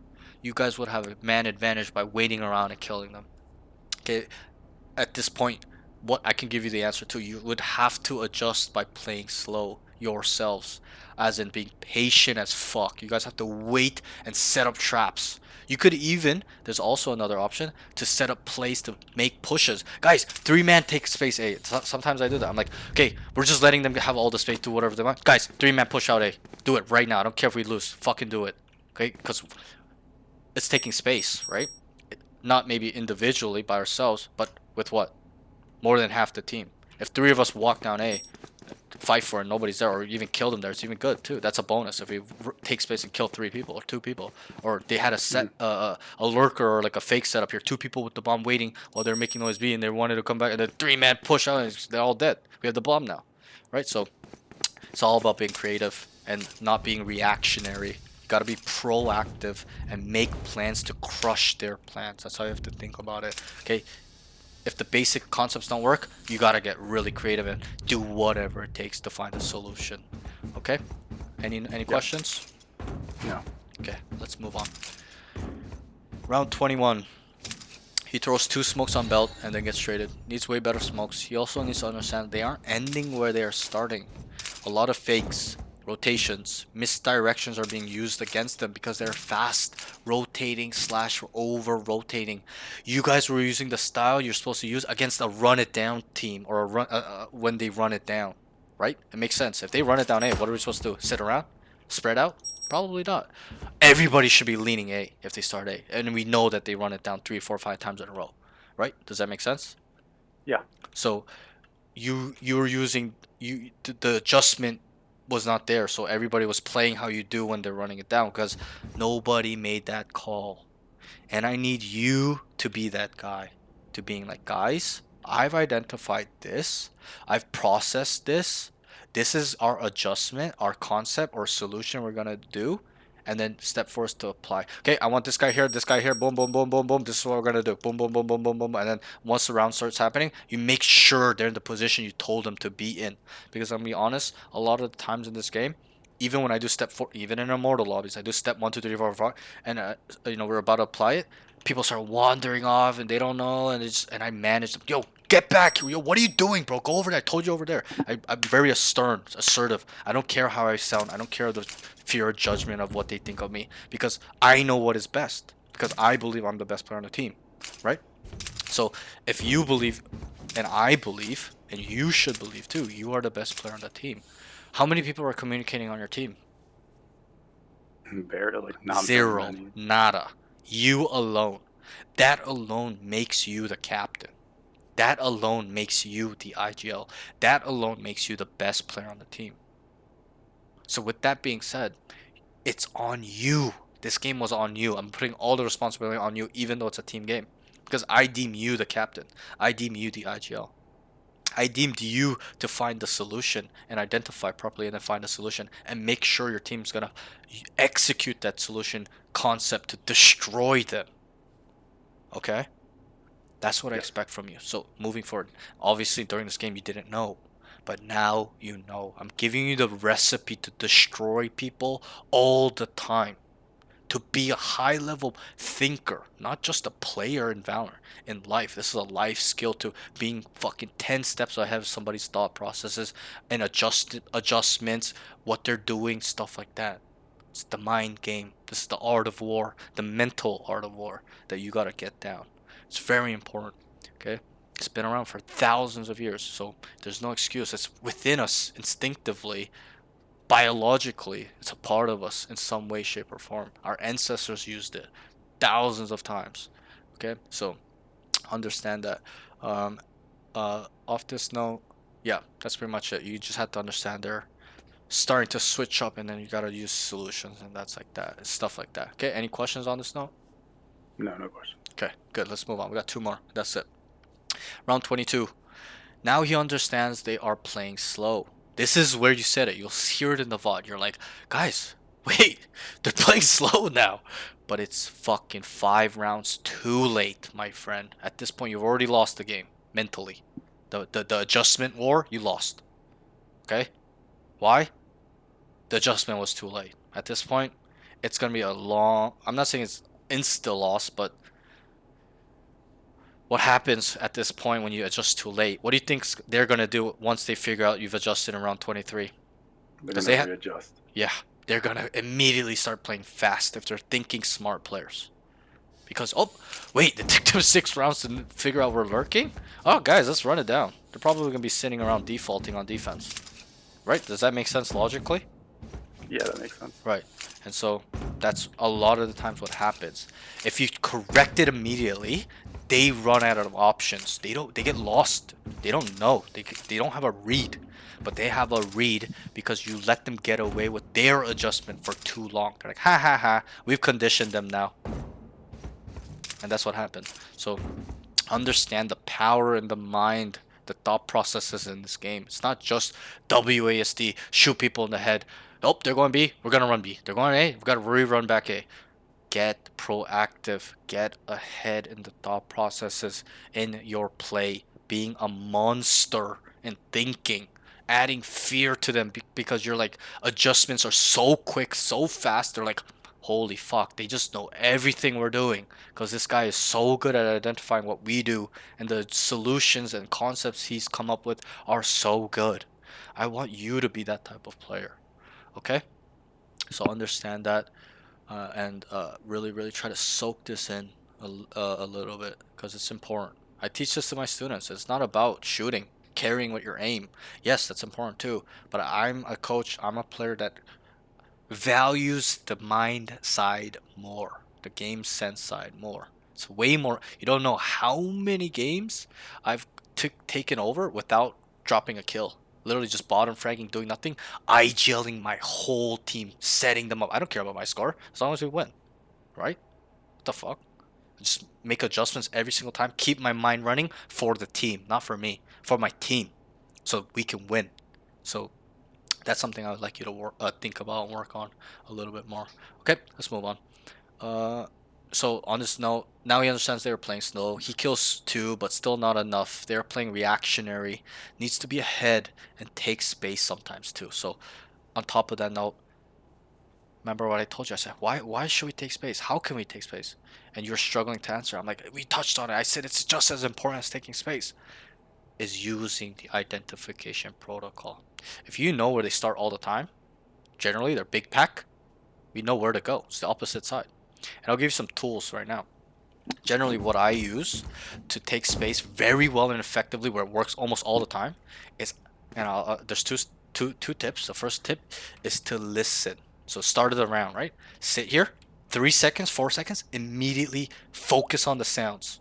Is there any misstep, any noise, any utility being pulled out, whatever, a gunshot, footstep, rope being used, does not matter. Listen, you gotta be really focused in this moment in time. Listen, there's nothing there. I listen, 3 seconds, right? I start vigilantly clearing everything just in case they're walking up. They're silently, and I'm like, and I immediately calm, guys, nothing A main. Now we know, team knows, mid or B only, right? So Yeah, that's the first way of taking space. Another way, this is a little bit more of the mind way of doing it, a little bit more of a calculated guess way of taking space is, let's say you identify they always start B, or for example, let's say they went A 5 rounds in a row, you guys shit on them, and you know in your heart of hearts, in your bottom of the heart, you're like, they're not coming A. We just shit on them. They're not gonna go A. They're gonna go B. I know it 100%. Then you start on A because you know they're gonna go B, and then you can reconfirm this by when your teammates say, yo, a lot B, you're like, boom, knew it. And you start immediately running down because you know. You knew. You made a calculated guess, right? And that's what I do. If I believe they're going A, I go B and start walking down B. If I know they're gonna go mid, doesn't matter. I go A or B. If I know they're going B, I start walking down A. Okay, and it may sound counterproductive because you're like, wait, they're going B. Why would I start A? But it's because I I can't know use it's gonna that. be free if they're playing in a pack, especially if they're in 3 or 4. Likely, I'm only gonna be in a 1v1 worst case scenario. Even then, a lot of times in my lobby, it's fucking free. I'm literally running down this lane. And I just know nothing A, nothing mid, and then the whole team just know. The mid guys just start squeezing orange. Everybody starts focusing on B main. Right? Does that make sense? So that makes sense. those Yeah. are two tips you can use. Listen, hear, nothing there. Vigilantly clear. Walk down. Call. There's nothing there. Boom. We have 1/3. Automatically information. And information of taking space is knowing where they are, and to know where they are is to know what they are gonna do, and to know what they're gonna do helps us use concepts, solutions, and crushing what they want to do. Does that make sense? It all adds up. It really does. Yeah. People don't think it does, but it does. Okay, so that's that. Last note, we made it. I know it's really long. I'm so sorry, but I really wanted to take my time with you so you can develop your fundamentals and have a strong foundation instead of me just taking your money, teaching you 5 concepts and telling you to fuck off. I really want you to be a high level player. That's how I teach all my students, and that's what I want from all my students is to become not me, but a Mortal 3 one day, sometime in the future. So use these skills. These are things I used and developed by myself. Believe it or not, you might be like, "Oh, who did he learn this from?" By myself, literally through playing the game. I may not know how to put it into words at the time, and I haven't been coaching long. I've only been coaching for 3 months. Prior to coaching, I probably did not even know how to put these things into words, right? Obviously, I have to as a coach, so that's that. But I developed and used these things all by myself in my prime, episode 5 and 6. Okay, so I would like you to kind of soak this in as best as you can because this is the recipe to being a pro, not a pro, sorry, high level player. Okay, so that's that. Round 23. We made it to the last round. Okay, he tries to kill Reyna in the air and gets one tapped. 2v2. He has smokes for team. Places it late. Really unlucky round, bro. That when I saw that, I was like, holy fuck, bro. Because you had to play on the Reyna, Yeah. and then the guy just fucking walked. Like, I don't even know how that's possible. He's in the air and he won't tap you, but, Valorant, great game. So, and then also you had a smoke for the 2v2, but you didn't use it, and it was a little late. You ended up Right doing a here. heroes. It was a 1v2 at that point. You should have Right smoked here here. immediately so that they could take space, clear Jan, clear pipes, look here and start taking a fighter. Somebody get on it, etc., etc. Okay, any questions so far? No questions now. Okay, okay. So that's that. That's the whole session. So honestly, I kind of want to go in the range and show you the stuff, but it's gonna take 30 minutes. So it's quite lengthy. So what I can do, and it's quite late. So what I'll do is I'll I've send already you. seen it Okay, so great. in So the videos. Yeah, what can I try to do that right, as so what much as can I I can. do as well? What I can do as well is I'll send you a video where it's like a second part to the old range routine I showed you. It's a little bit more advanced, cooler stuff. It's like 2 to 3 to 4 stuff if I remember correctly. So I'll send you that VOD. It's only like 10 minutes long. It's a Twitch VOD. Because it was from a session. I just used that one because I explained it well and it's easy to understand. But we'll just talk about your training now. So in terms of your aim training, mechanical stuff, what are you doing? And I know you I don't do have a lot aim of time. labs. Yep. I use like there's like this PDF I found that like some things I can do. I do that. Mhm. Try to do that like daily, at least like 15 minutes. Mhm. Or if I'm like not trying to play Valorant, I can just do that the whole time. Right. Right. Or I hop in the range. I really use the range a lot. I use like the hard bots and I use Okay. the Okay. the medium So bots and then I use them differently than the do practice you ones and do then I you? use like the Yep. Yep. Yeah. Yeah. That's fine. So do you use or know about Kovacs? no. Okay. So Kovacs is the paid version of AIM. Well, not the same company. It's like the paid version of AIM Labs, the AIM trainer. I Yeah. would definitely recommend you get it. It's $10. If you cannot afford it, I have a link for it for like $6, $7, but it's pretty cheap. So I would recommend you get it. I could send you a playlist for that. If you opt to not want to pay for it and not use it, fine. It's fine. But I'll tell you this right now that there's a huge difference. Kovacs will level you up in terms of mechanics way better than Aim Labs, just the way it is, because the scenarios are a tad harder, smaller dots. Aim Labs is pretty big dots, stuff like that, especially on default playlists, uh, default exercises. But so that's that. If you do not choose to do that, I can give you the playlist that I used myself. It's not in a playlist; it's in 2 photos, so you're gonna have to find them, favorite it, or you can put it in your own playlist if you want. I'll send you those you need to do 3 times each exercise. All of those exercises at 3 times each would probably take you about an hour, depending on how well you're doing it. But that's that. And then I will also, but tell me what you want to do so I can send you videos accordingly. Because I have videos where I have 2 VODs where I show the Kovacs playlist. Like I did it with 2 students, 2 different students, where we go through it. I tell them, okay, you're doing this wrong. Precision, mouse control, focus on this, so you can kind of see how to do it properly. And then I also have a VOD with the aim labs. I did it only with one guy. Oh, actually, I think I did it with two actually. Actually, I gotta check, but I know I have one. So if you do, I will send you that video plus the pictures for aim labs so you can know how to do it properly. That's important. Don't just do it like get through the motion of doing it. You got to do it like at a high level. You got to make sure it's improving your aim slash as in intensity, progressive overload, stuff like that. Make sure you're focusing on the right stuff instead of just going fast and that's it. Right? It's all about being slow, precision, mastering technique is really the key. Mouse control, not missing your first shots. That's really the key fundamentals of increasing your aim mechanics or the edge in your aim. Okay, so let me know what you want to do, and I'll send you those photos. I'll send you these notes as well. And I will send you the VOD as soon as possible. But yeah, just please let me know what you want to do. If you want to get callbacks, let me know. If you don't, I'll just send you the AimLab stuff. Okay. Do you have any questions right now? Any concerns? No questions right now. No. Okay, I'll just give you another thing, a little thing for your schedule. So if you can, I know you don't have a lot of times, but usually how I tell my students to structure their training, no matter how long it is or whatever, you should probably be doing aim labs, aim trainers, whatever that's callbacks or aim labs, or the other one, I forgot what it's called. And then it's range. Then you warm up with a DM, 1 to 2. Don't go farther than that. Then you start playing. Then those that have a lot of time, I tell them at the end, leave some room for you yourself. 1 hour, an hour and a half, 2 hours, and you just play 10 DMs, 10 TDMs. Obviously, you don't have much time, not a lot of time, so that might be ruled out. But that option is there for you if you would like, whether that's 1 DM, 2 DM, whatever. Okay, so but Okay. one thing I'll touch on as well is that understand that aiming is a physical thing. It is, no? That's a question. Yeah. It is. It's we're using our right arm usually for your right hand. Left-handed mouse is very rare. We're using our right arm, okay, to swipe around, click, okay, and it requires our fingertips, our fingers, our hand, our thumb, our wrist, our forearm, our biceps, our triceps, our delts, our traps, our neck muscles, our lats, our back muscles, our core muscles. Our muscles are connected. Do you go to the gym? Do you work out? Are you an athlete?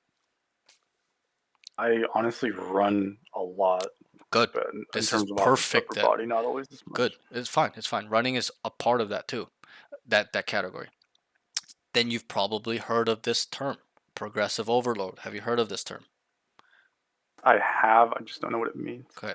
So what it means, it's a fundamental mechanic in weightlifting, bodybuilding, getting jacked, muscle building, strength and conditioning, running, cardio, making money, getting bitches, getting good at a video game. It's everything. Anything physical. Okay? What progressive overload means, it's in the name. Progressive overload. Over time, progressively, the intensity needs to go up. That's what it means. So don't just stay on the same speed and duration and intensity when you're aim training. It needs to constantly go faster. You got to push yourself faster, faster, faster, more precise, more precise, more precise, faster, longer, longer, more exercises, more exercises. Obviously, in progressive overload, duration is not as important as intensity. It's better to have way more intensity than it is doing it longer. Longer doesn't mean more intensity. So understand that. Mhm. Same thing in cardio. How does a runner go from wheezing from running, jogging for 1 minute to running 10 miles? What does he have to do?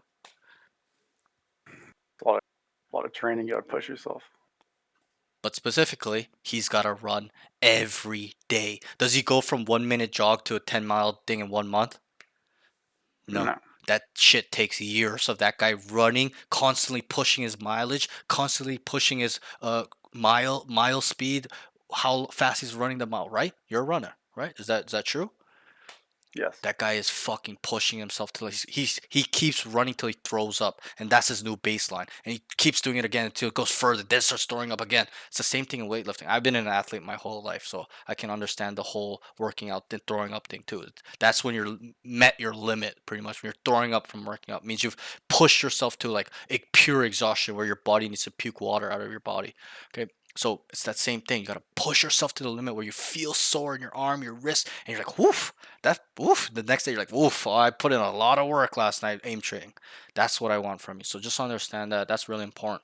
Okay. Do you have any questions on this? No questions on that. Okay. So before you go, I know it's very long. Thank you for kind of being engaged and paying attention and focused. And I can tell you're a really smart guy. Before you leave, I have one last thing to talk about. Okay. I asked you, what do you want from Valorant? What did you tell me? What are your goals? What did you tell me? Originally, you said Ascendant I 1. just really I want to be good on it. I want to be Yeah, you said preferably Ascendant, High Mortal. That's High right. Mortals You said I want to be dream. Ascendant. Originally, you're like, I want to be kind of, I'll be happy with Ascendant. I want to be much better from where I am. Want to get better, right? And then I said, you know Yes, what? I don't mind that. It's pretty good, but let's shoot higher. So we came up with a purpose together. We said Immortal 3, right? Is that true? that is true. Yes. Okay, so now this is the second part of the question. The first part was, what do you want from Valorant? What are your goals? You answered it. Great. Love it. Second question is, what are you willing to sacrifice for what you want? How badly is it you want this goal? Don't answer it. It's a rhetorical question. But when I used to make my students answer it, there was a time when I used to make them answer it. Only a few, most of them would say, I'm just gonna be consistent, play, and then that's that, blah blah blah, generic answer. But okay, great, love it. Okay, only a few, 1 to 2 guys, 3 guys said, I'm willing to lose my life for this goal. I'm willing to lose my girlfriend. I'm willing to lose all my money. I'm willing to do whatever it takes. And obviously, I'm not saying lose your girlfriend, lose your money, lose your life. But what I'm trying to say is develop that mindset where it's all or nothing to the end. Do you know what I mean? It's really Yeah. important that you're asking yourself these questions, especially if this is what you actually want. Because I'll be honest, a lot of students come up in these sessions and I know they're talking shit. They want something, but they won't take action. I know it. I can see it. So you gotta, it's on you. It's your life. It's your goal. It's what you want. So if you want something, me as a coach, I expect you to hit that goal. I expect you to one day become a Mortal 3 or minimum Ascendant, your original goal. And that's on you to take action. Okay? But these questions are important so that way you don't lose sight. You don't give up. You don't make the mistakes I did when I was trying to go pro in other games. I just quit because it was too hard. I didn't fail, I quit. Failing is giving it your all and being like, you know what? Gotta kind of have to hang it up here. This is my limit. But quitting is worse. Quitting is being like, fuck, I haven't even hit my potential and I'm just gonna give up. This is too hard.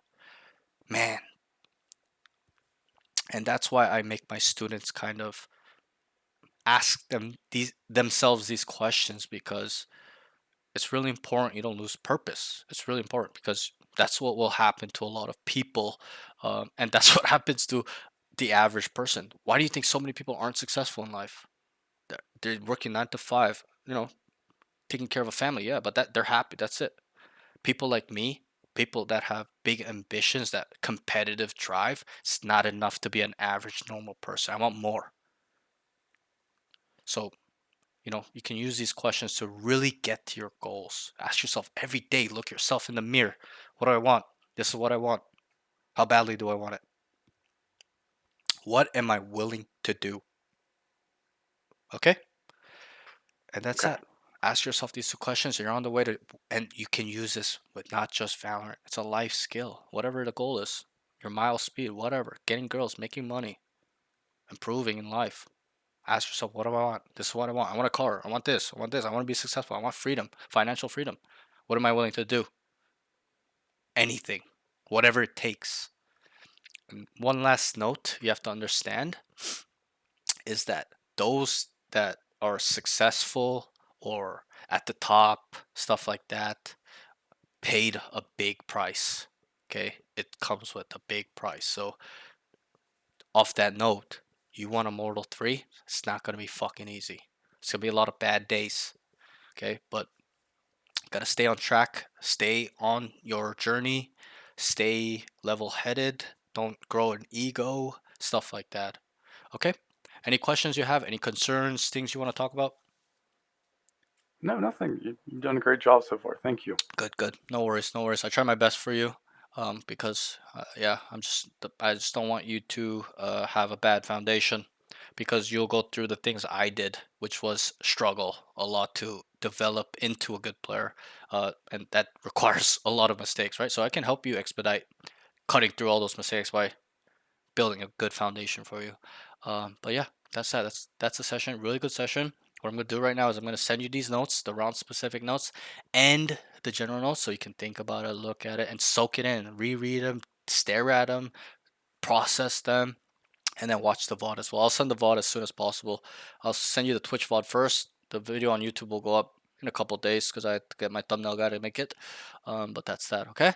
Good session today, bro. All right. And go and get what is yours, my friend. I really believe that, like I said, your game sense is actually quite strong, very strong. Even when we were talking about a lot of the high level stuff, you didn't have any question. I can tell you understand. Some guys are like, do you understand? They're like, yeah. But you're like, yep, I get it. Yep, fully understand. Right? No questions. Got it. Let's move on. Right? So I can tell you're engaged. So be diligent and really, really get to your goal, because I expect you to. And also, if you want, I don't expect you to. If you want a second session and whatever onward, it will be different. So how it'll work is, the next session, if you do, we'll play 3 games and we'll be talking in between rounds. Now I'll ask you, what did you do wrong? What could you do better? What was the mistake? You'll ask me a question. What do you think about this? And I'll also force you to do things you're uncomfortable with. If you don't want to take space, I'll be like, walk down right now. Things happen in a pivotal moment in time happen in the game. I'm like, what can we pick up from this enemy, this individual, the whole team? Are they aggressive? Is this guy a lurk? Is this guy a rat? Is this guy doing this? I help you use this protocol and help you make plans to take over the rounds and games and stuff like that. Okay, so that's really how it'll go on the second session onwards. And just let me know if you want to book stuff like that as soon as possible, because there's a lot of scheduling, but that's that. Okay, really good session, bro. I'm Awesome. gonna send this shit to you right now. Good job today. And yeah, good luck on your journey, my friend. All right. Thank you. No problem. Be seeing you See you. soon. Okay. Yep. Yes, sir. Peace. Peace. Woo, that was a holy fuck type session, guys.